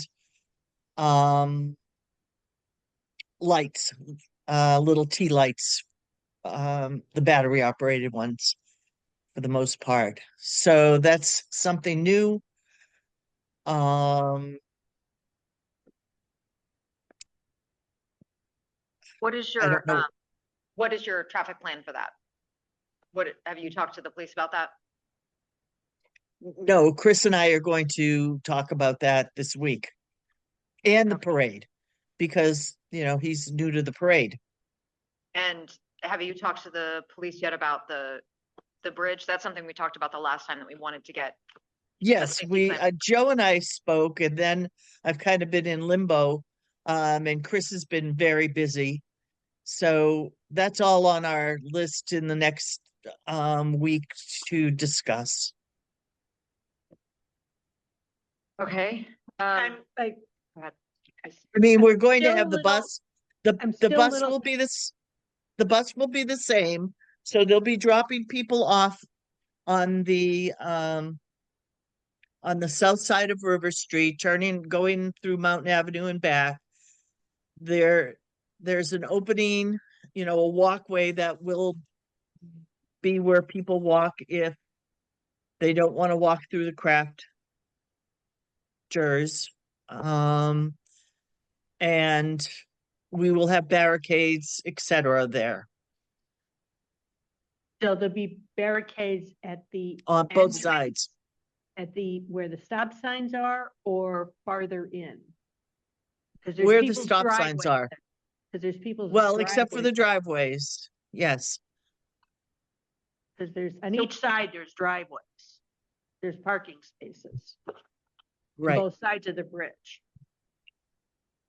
So where is the barricade going on the River Street side of the bridge? I can't tell you right this second. Can we, so this is a safety concern of mine with. Right. the No, buses. I totally understand Seton. Yeah. Again, we've kind of been in, Chris has been preoccupied. Yeah. And we touched base last week and said we need to discuss Wausau. Joe and I had discussed it about where the barricades would be. so that people could access their driveway. And, we'll have some signage, et cetera. Okay, and if you talk to the people that live in those apartments No, at River, okay, that also needs to happen because it's their driveway. And then whoever that house is, on the green, because their driveway is Right there. right there as well. And they need to right. access it in a safe manner. I don't know I don't know how they can do that. But they need to, we can't block their access. Right. Or they, Well, it may be similar to what we've done, and I'm only speaking without speaking to Chris or Joe. It may be similar to what we do with the parking lot for the History Center, so that one side is completely blocked off and the west side wouldn't be, so those people could access it. Come out their driveway that way. But again, that's a police question. I will have written it down. so our next meeting is, I think, a couple days before Wassail, right? Right. So, yeah, so our next meeting is the 10th and Wassail's the 13th, 14th. I'll defer to the trustees, of course, but I really would like to see some plans of how traffic is going to flow and what's blocked off and what's not blocked off. And Well, communication. traffic isn't going to flow on River Street, on Mountain Avenue on Friday and Saturday. Yeah, The only thing that will be accessible are the driveways. so, and because I don't have your application in front of me, the market is just one day on the bridge? 2 days. It's Friday and Saturday. That's what you approved. Okay. 1 to 6 on Friday and 10 to 4 on Saturday. We're asking that people be set up by noontime on Friday. So what time does that close the bridge? On Friday? It would have to close the bridge 11:30. Okay, so the bridge closes at 11:30 and then is stuff left on the bridge Friday Yes, night? Okay, so from Yes. 11:30 on Friday until 5 or 6 on Saturday, presumably? yes. Oh, God. So I don't know if we have a couple of joint meetings between now and then, we've got at least one. Well, yeah, we'll have more for budget. We'll have more, I would really like to see a complete plan, a safety plan, a what's being open, what's being closed. I want to know that everybody's been communicated with, because by the time we get to our next meeting, it's gonna be too late if we don't like it. Okay. Because I'm just concerned, it's a lot of logistics, and Oh, it can you're- be done, but like, it's our job to make sure that it is done in a safe manner, so. And it'd probably be good to know the number of participants and what your traffic pattern is gonna be, because that also impacts safety. What do you mean participants? No. I don't know what you're talking. talking. The vendors, the horses, the bands, whatever. So. I will, the horses, we never know until the day of. You And can't give it that's a 40-year statement I'm making. No, it depends. If it rains, people won't come. If it's a beautiful sunny day, more people will come. This year, we're offering an honorarium as opposed to having them pay. We are asking people certainly to sign up horse-wise, but we have never known how many people will be there. But you will know soon how many you're expecting who are saying we're entering, signing up. Yes, signing up. Yeah, well, so the sign up date is December 1st. I'm pretty sure that's what the application said. So, we'll have that information. The people walking, this is a whole new event. We're partnering with Pentangle or Deb Green on this, for the walking piece. And the vendors, I know that there's 10 vendors. And 13 will fit under the bridge. I have measured, so I do have that information. I also think it's really important that you make sure that you have people making sure about ice and snow on the walkways, because that bridge tends to freeze and get very slippery. And you haven't accessed this in that way. I've almost done a couple of gainers myself. So if it gets cold at night, if it gets wet, it should be a safety plan on how to make sure, and I don't know if I'm saying this right, how to make Well, sure. some of that is the town. It's the town bridge. So on Friday, I'm assuming if it's after that, then the chamber will take care of that Well, until That's what I'm saying is that. Saturday because- at 5 o'clock. I mean, everything gets slippery. The green can be a complete nightmare, depending if it rains, if there's snow and it turns to slush. We have major puddles. We're talking about a big outside event that we have some control of and some not control of. We have had to go buy sand on a Saturday morning at 9 o'clock so that we can sand the walkways of the green. There are so many variables. If it's a torrential rain like it was 2 years ago, they won't, it's all a moot point. If it's a beautiful blue sky, bluebird day, we're going to need every volunteer imaginable for downtown safety with the police, etc. Kirk, tomorrow when we meet, how many meetings do you anticipate we'll be scheduling the budget? Do you think there's one or two more left in November? There'll be at least one in November, probably at least one in early December. Okay. Because I don't want to call a special meeting. I know this is a very crazy time of year, especially when you're selling and cutting hair. But I want to make sure that we need a complete plan. And so can you get a complete safety plan for whenever our next meeting is, Beth? I will do my best. I will work with the committee on Monday and try to get all the moving parts and pieces together. Okay, so tomorrow night. Yes.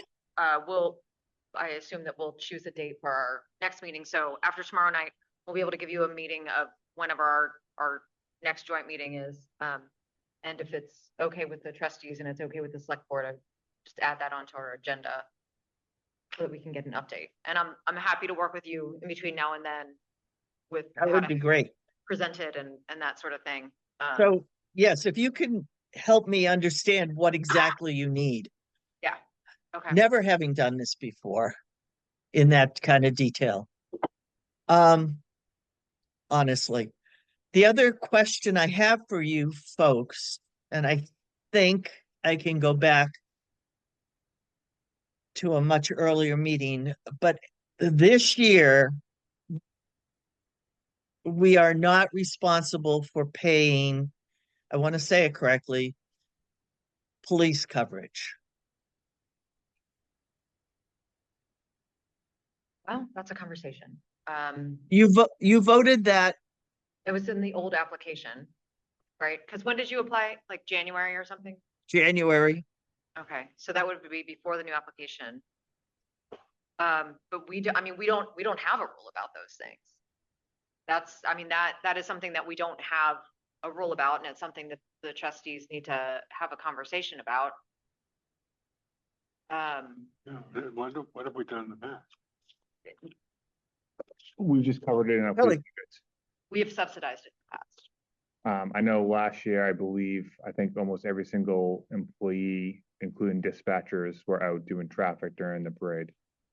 That's a big, As were cadets from Norwich. Norwich University Correct. and, you know, 15 Rotarians. I think maybe it's helpful this year because we don't have data. I think it might be helpful. This could be part of our budget conversation. Where we put things in the budget and decide whether we want our police budget to include such things or not such things. So I think for right now, we sort of stick with what we've done because we need a substantial conversation if we're gonna change course. So I think for right now, that would be my recommendation. And then during the budget meeting, when we're with the select board, have those conversations about what do people have to pay for privately and what do we think the taxpayers are willing to pay for? yeah, because it is taxpayer money. Okay, anything else about Wassail? Questions, comments, concerns, trustees? No, I just think the butters should be notified all in advance, just like we have to put a new fence up in the village. We have to notify all the butters. I think we're gonna close down the road for more than 24 hours. Yeah, They should be notified. They definitely need to notify the ones. They will definitely be notified. I do that for the Taste of Woodstock. Yeah, well, and notified and accommodated too, because it's a full day. But again, I'm happy to help you with that. And then tomorrow night we'll figure out what the next date is. Okay, anything else on this? No, it's getting late. Okay, so moving on, next item is now the 33 Central easement. Come on up. Did you send this to us earlier? You did not. No, I handed it out. I emailed it to the board, late last week, I think. Okay, so this is our fault. We haven't. Take the blame, that's fine. So, Eric, do you want to give us an update on where we are? Yeah, so last time that they were in front of, the board, the decision was for, them to work with our attorneys to kind of come up with a potential easement, at their cost. And then if the trustees were in favor of, this easement, you'd have a document to work off of. I believe 33 Central is in favor of the easement as presented or as created. So it's kind of back on the trustees if you want to move forward with this project or if you do not. I think not that the trustees need to be beholden to anything, but this is obviously a time-sensitive subject for the business. So put someone on mute. So that's kind of where we're at. So I think it's kind of on. Our attorneys did have some. It was in the email concern with the tank being underground rather than above ground, just so it'll be easier to maintain, look at, inspect if there's a problem, be easy to get to. I think, as we know, the businesses want it underground for the aesthetic look of it, and then to have the recycle and trash bins set up for a more beautification look, I guess. But I did want to just point that out to the board from our attorneys. But the easement in front of you is set up for the tank to be underground. Well, I like it being underground, but I have one concern that I was looking at today, which is the public parking space next to that spot. I was trying to figure out how someone who could park their car there and open a door with a sign that you're going to have stanchions. You probably won't be able to. So is it a question? I wonder if the stanchions could be placed, it's sort of. Okay, yeah. I wonder if the stanchions could be placed in such a manner, if this was the car, a typical car who pulls in, you got, doors here and here, stanchions were a little behind that. whether that would be, a good way to allow those doors to open. I don't have the thing in front of me. The drawing, I I have don't, the drawing, but the answer is yes. I mean, we can easily put the bollards in such a way that a door can be opened. Okay. I mean, not, obviously not every door, but enough space that your average car could open their door. yeah, Okay, because if you go there and stand there, it's hard to envision that. Yeah, I understand. But I think we can make it work. Because we've got like, 6 to 8 feet on the front of the car and then we can move it from there and make it work. Okay. Because we are gonna have somebody design it that does parking sort of things. So we can make sure they're aware of that. Bring that up. Thank you. So I just need to be reminded, as long as you own the business, this easement will be in place. What happens when you sell? So this, my understanding is this easement set up that if and when the business is sold, or the property is sold, the land will revert back to the trustees. And then they could grant another easement to the new business owner, the new landowner. Is that your understanding as well? Yes. Yeah. Is it the business or the building? It is the language up. Who's responsible for ground contamination? That's in here, there. Yeah. yeah. It- so The not way gonna be a it's written problem. now, it's the LLC, which would be Eliza and her brother. So it would be, I just The needed owner. to remember what, Yes, Yes. sorry, my brother and I co-own the building. Okay. Yeah, Yes, the easement is set up to only used by the LLC. If another purchase that came along, they have to request a new easement. But so if it goes from a pizza shop to a candy store, which then doesn't need it, If the they, easement remains. if they still own it, correct? Okay, that was, okay, that was what I'm trying to figure out. So it only reverts back if it's, If that LLC no longer owns the property. Okay. or if the LLC becomes a different LLC, it's not transferred. Yes. Um.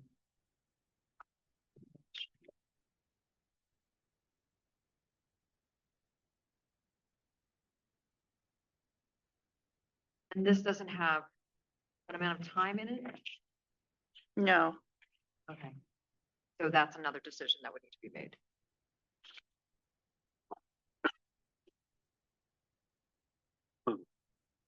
What do you mean by time?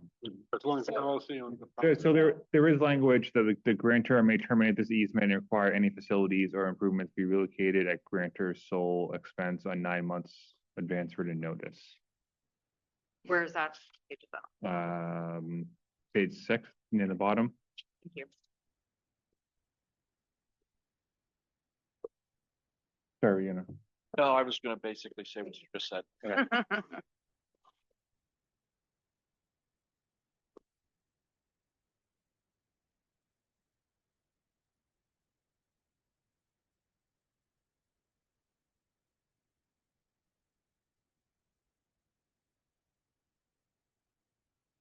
okay, I don't know the answer to this one, but since we're giving an easement, does that mean we receive anything financially for the easement? So what the trustee said last meeting was they would be responsible for any legal fees associated with the easement and that work, and that was where you guys ended up. Yeah, I think there should be a monetary value. We're giving public land away that payers pay for their for-profit business to use. There should be compensation for the usage of that land.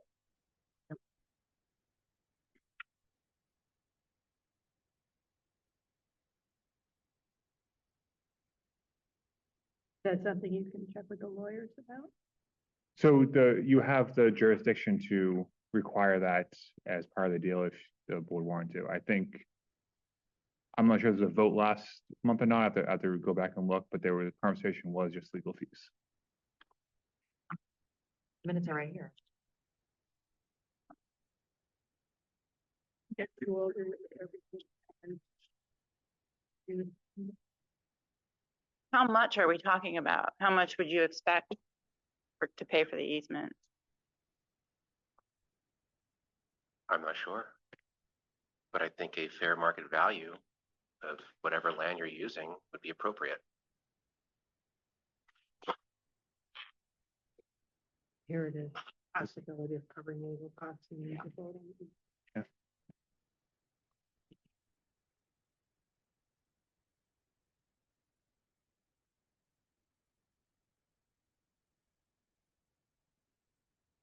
Catch 22, too much business.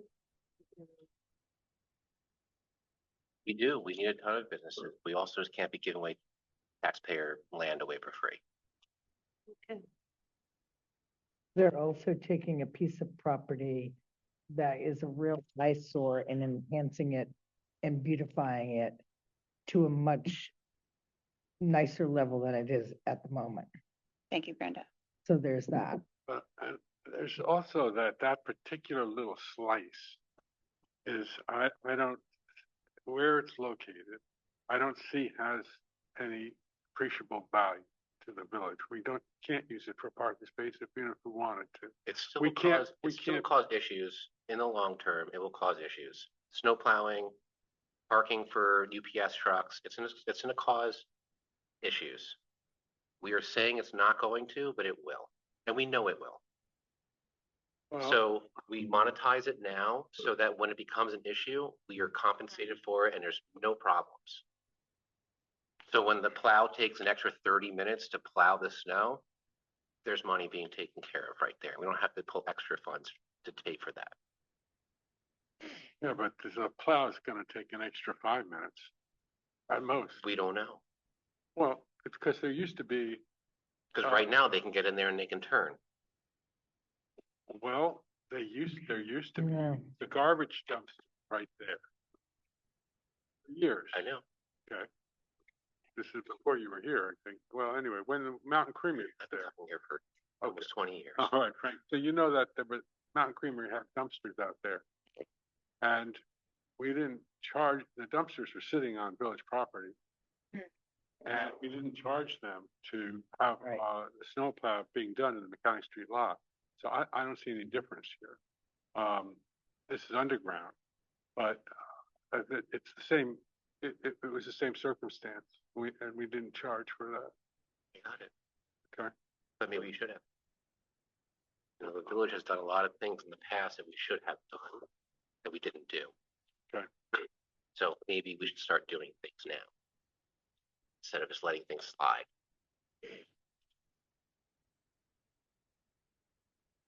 What would you say the monetary value of that piece of property would be? I mean, I would talk to a lister first, but I $500? yeah, exactly. I mean, 550 a month? $550 a month? Yes. There's nothing you can do with it. What do you mean it doesn't matter? Well, you can do them. Obviously, you can put a propane tank. Exactly. Underneath it, yes, but I don't think there's any market value to that. But it gives- Outside of the use- Doing a use It of gives, that building. but it gives the building She's a extra former value, officer. Yeah. extra value to the building. That part's true. You don't get that, Jeffrey. No, I mean, what, I don't get it, understand it? No, No, you don't get you don't extra. get that. You don't get that. Where are you putting your propane tank?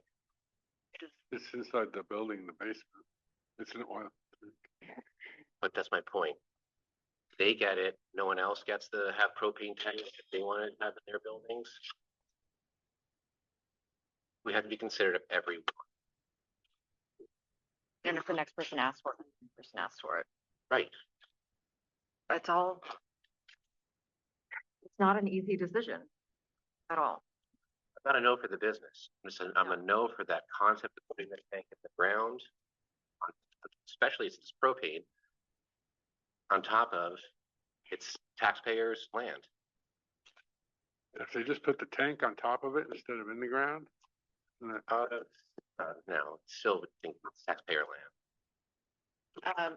Got somebody online, question, go ahead. You're muted.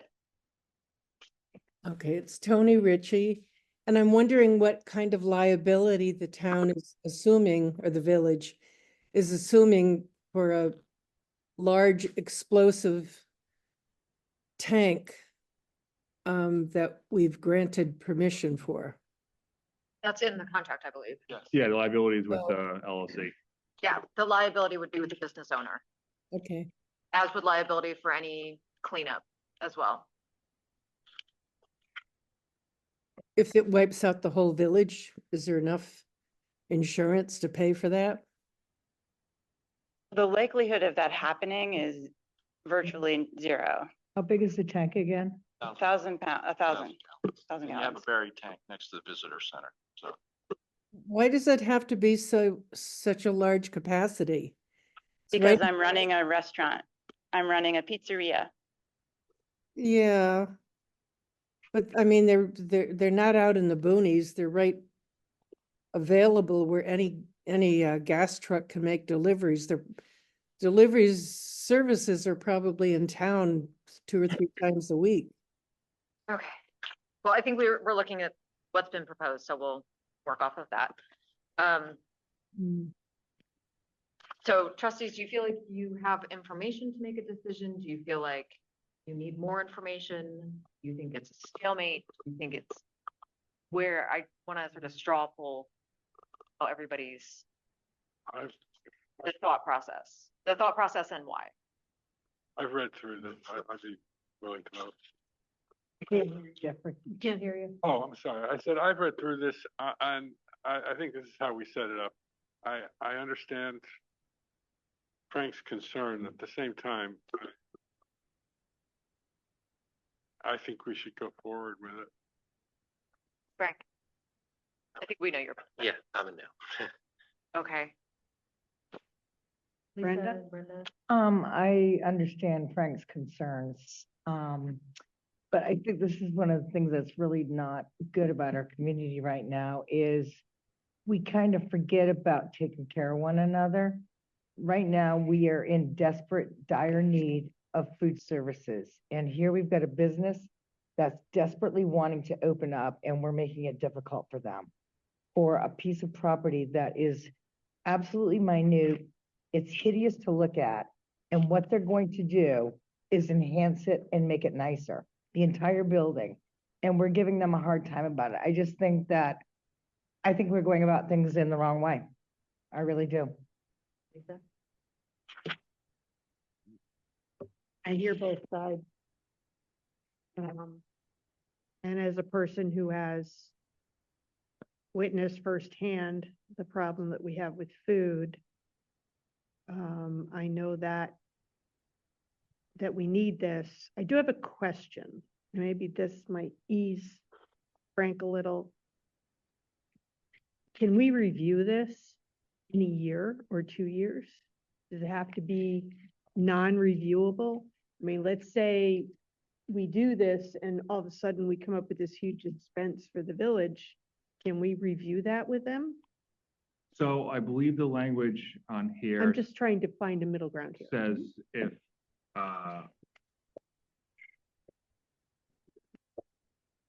Page 6, but,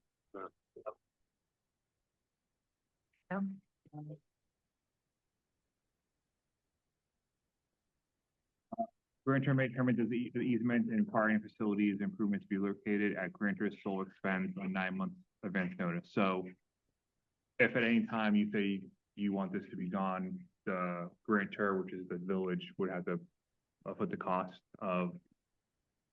I think my Villager. question is more, can we review this in a year and Can we see set a where, schedule? so we set a schedule that we look at this and see where it is.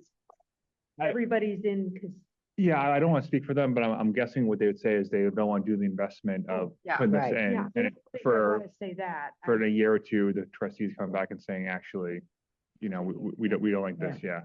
What is it you want to look at it in a year? Well, I don't know. I'm just trying to find middle ground here. And maybe there isn't middle ground. But I was trying to find middle ground to say, okay, Frank, I hear your concerns. I hear your concerns. I'm a middle child. I spend a lot of time looking for the middle ground. So, only just to ease everybody's, this is new to all of us. You know, this is brand new to all of us, including you guys. So how do we, I don't even know if there's an answer, Eric. But is there a way to, I mean, I think what could be a possibility is to, much like we do with some of our, not to compare it with union contracts, but our union contracts are like 3 to 5 years. And so you just, there's stability for X number of years, and then you go back and you say, is this working? And it's on a set schedule, so not constantly. If we grant this, you shouldn't constantly be looking over your shoulder and saying, oh God, is the village gonna all of a sudden snap? Like, I don't. Yeah, they definitely don't want that. Yeah, I I would don't- never open a business. if Yeah, I don't they're think that's, happy. so I think if there is I would be comfortable if there was a 3 to 5 year contract that has to be redone. reviewed? I don't know what work that requires on your end or how that process works. I also think that I agree with Frank that it is, even if it is for us an unusable piece of land, it's a very usable piece of land for you. And so that does have a cost. And as we just went through with Bookstock, we cannot subsidize, we can't subsidize things anymore. And so it's not about us making money. It's about us realizing that we have assets, and if those assets can make money to defray from taxpayers, we have to do that. You're not in a great financial position. We're not. And so I think that there is probably a number that it's not $500 a month. I don't think. I would be interested to know what other places have done, but it's got monetary value, because it doesn't to us, but it does to you. And that has to be worth something. So I think that there could be a conversation about that. I just don't know where to start with that number. So that's my idea, but I don't know where to go. Should we ask the listers to just come up with a price?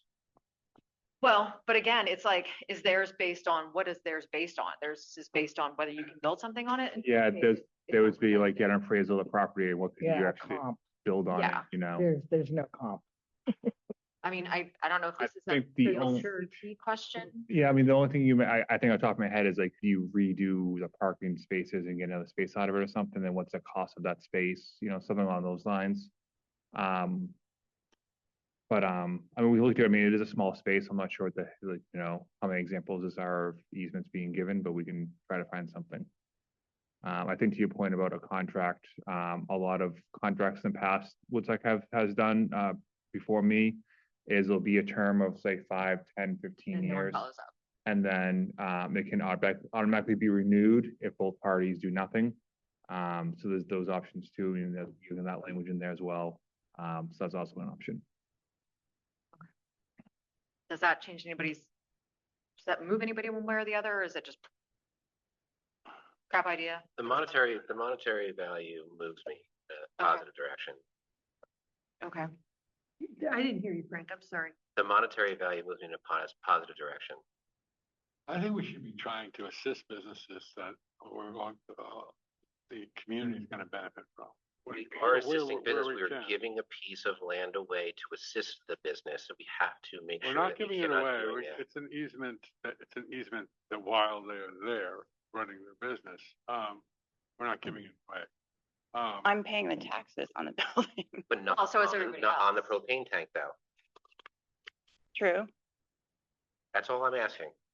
I would, Taxes on the propane tank. I would much rather have that propane tank underground than I agree. bundled up against the building with this propane tank there. Fine, then- Jeffrey, all I'm saying is. I know, I it's hear- Taxpayer money, that's it. I hear you, and as a taxpayer and representing other taxpayers, I think I've gotten Makes feedback of more sense. solid no's about putting the propane tank in the ground and it for free. So I've gotten solid feedback. so many propane tanks in the village of Woodstock are underground, if you know. Of course they are. Yeah.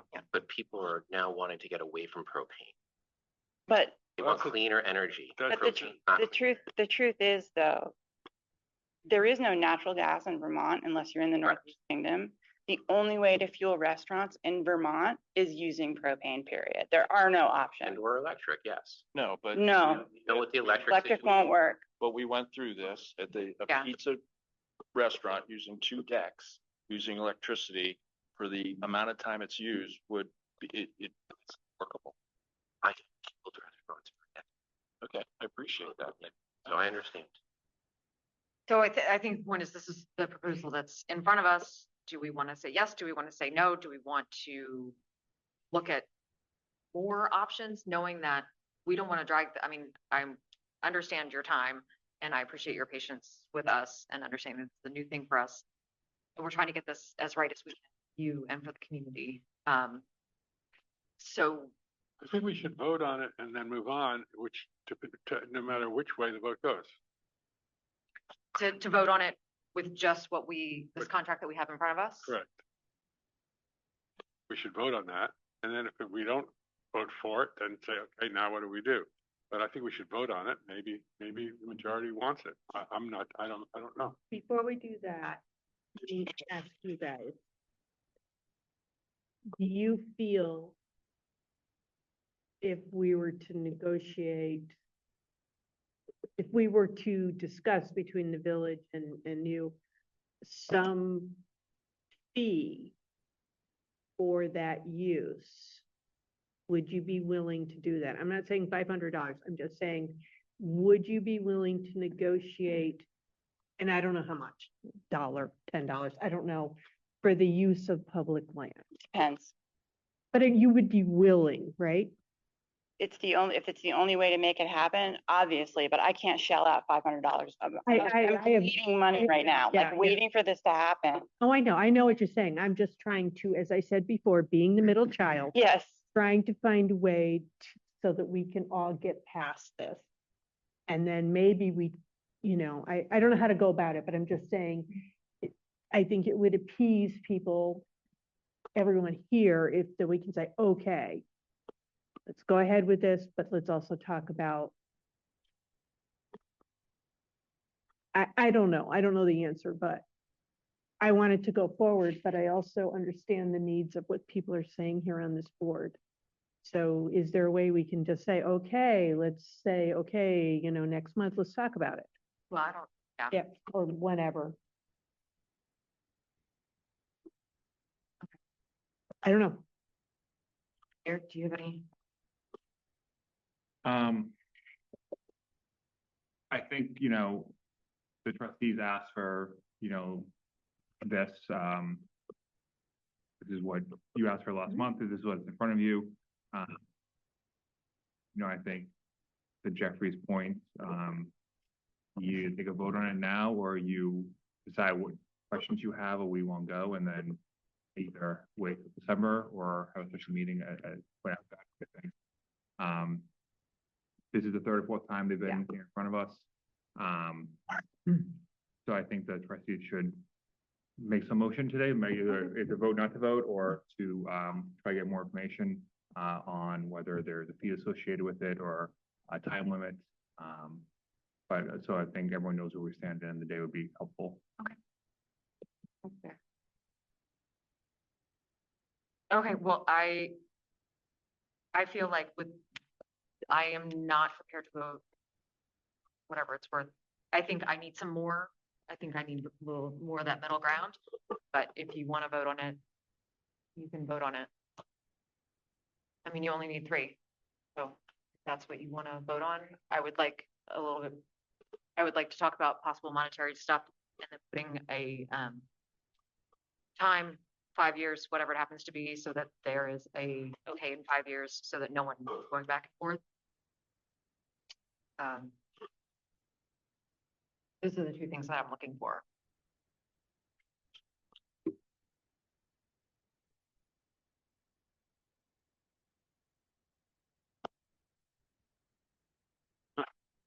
I think it's tough. I think we should vote on what we set up and after a number of meetings and what we did, and then go with the result of that vote, whether it's one way or the other. You're welcome to make a motion. Also, I move that we go forward and accept this quick claim easement deed as presented. Okay. All in favor? Aye. Any opposed? Okay. Anything else? So I would be willing to look at this again with the stipulation of adding, maybe 5 years in there and deciding on a price. Okay. Thank you. Thank you. Okay, next item on the agenda is the parking update. Eric, you got that for us? Yep. Little So, parliamentary snafu. yep, this is my fault. I think as we were talking about the parking changes over the summer, we were going back and forth whether it should be an ordinance or resolution. And I found on our website a resolution 2A, which the trustees then voted on to update to make those minimal changes. What I found out about a week or 2 weeks ago is that in 2017, the trustees created a resolution in February of 2017, and then September of 2017, they passed an ordinance that superseded all previous resolutions and appendixes and et cetera, et cetera, et cetera. So when the trustees voted on 2A this past summer, what they really voted on was to create a new resolution instead of updating the ordinance the way I should have advised you to. So in your packet is that parking ordinance with the changes we discussed over the spring and summer. So if the trustees want, you can vote to update this ordinance, and then we'll have the traditional 45, 60 days waiting period before it goes into effect. And it would just be on these red things. Yes, which is the language we had in the resolution, I believe. So this is all of the, because it was still in my notebook. These are all the things that got rescinded that we just never took out. Like, If you go to our website, yeah, under ordinances, under parking, you have the ordinance itself, which is the newest one, and then there's 20 or 30 appendices and resolutions that we just never deleted off the website. So that's on us. Yeah, so this is just updating it's the same thing. the same thing, so let's move on. If we made. Yeah. Does anybody have any questions on it? Are there any comments online? I'm sorry, did anybody have any questions? No. I would make a motion to approve the language in Title 8, Chapter 3, Section 8322. That's it, right? Yep. Is there a second? Second. All in favor, say aye. Any opposed? Motion carries. Next item is the FY26 budget discussion. Yep, so this will be quick. Tomorrow's a kickoff, so it's going to be a quick presentation, maybe 5 minutes, 10 minutes tops, as we kind of go over where we are with FY26 and what we're looking at in the new fiscal year. Some of the small changes the finance office has made. I just want to remind the trustees of the goal is kind of follow our goals and objectives that we created about a month ago and kind of help those make up budget decisions. But also, as I mentioned in May or June when I did my presentation, expect a pretty sizable increase on expenses just based on salaries for this year for the village budget. So you don't have to take a shock when it comes across your desk in a few weeks.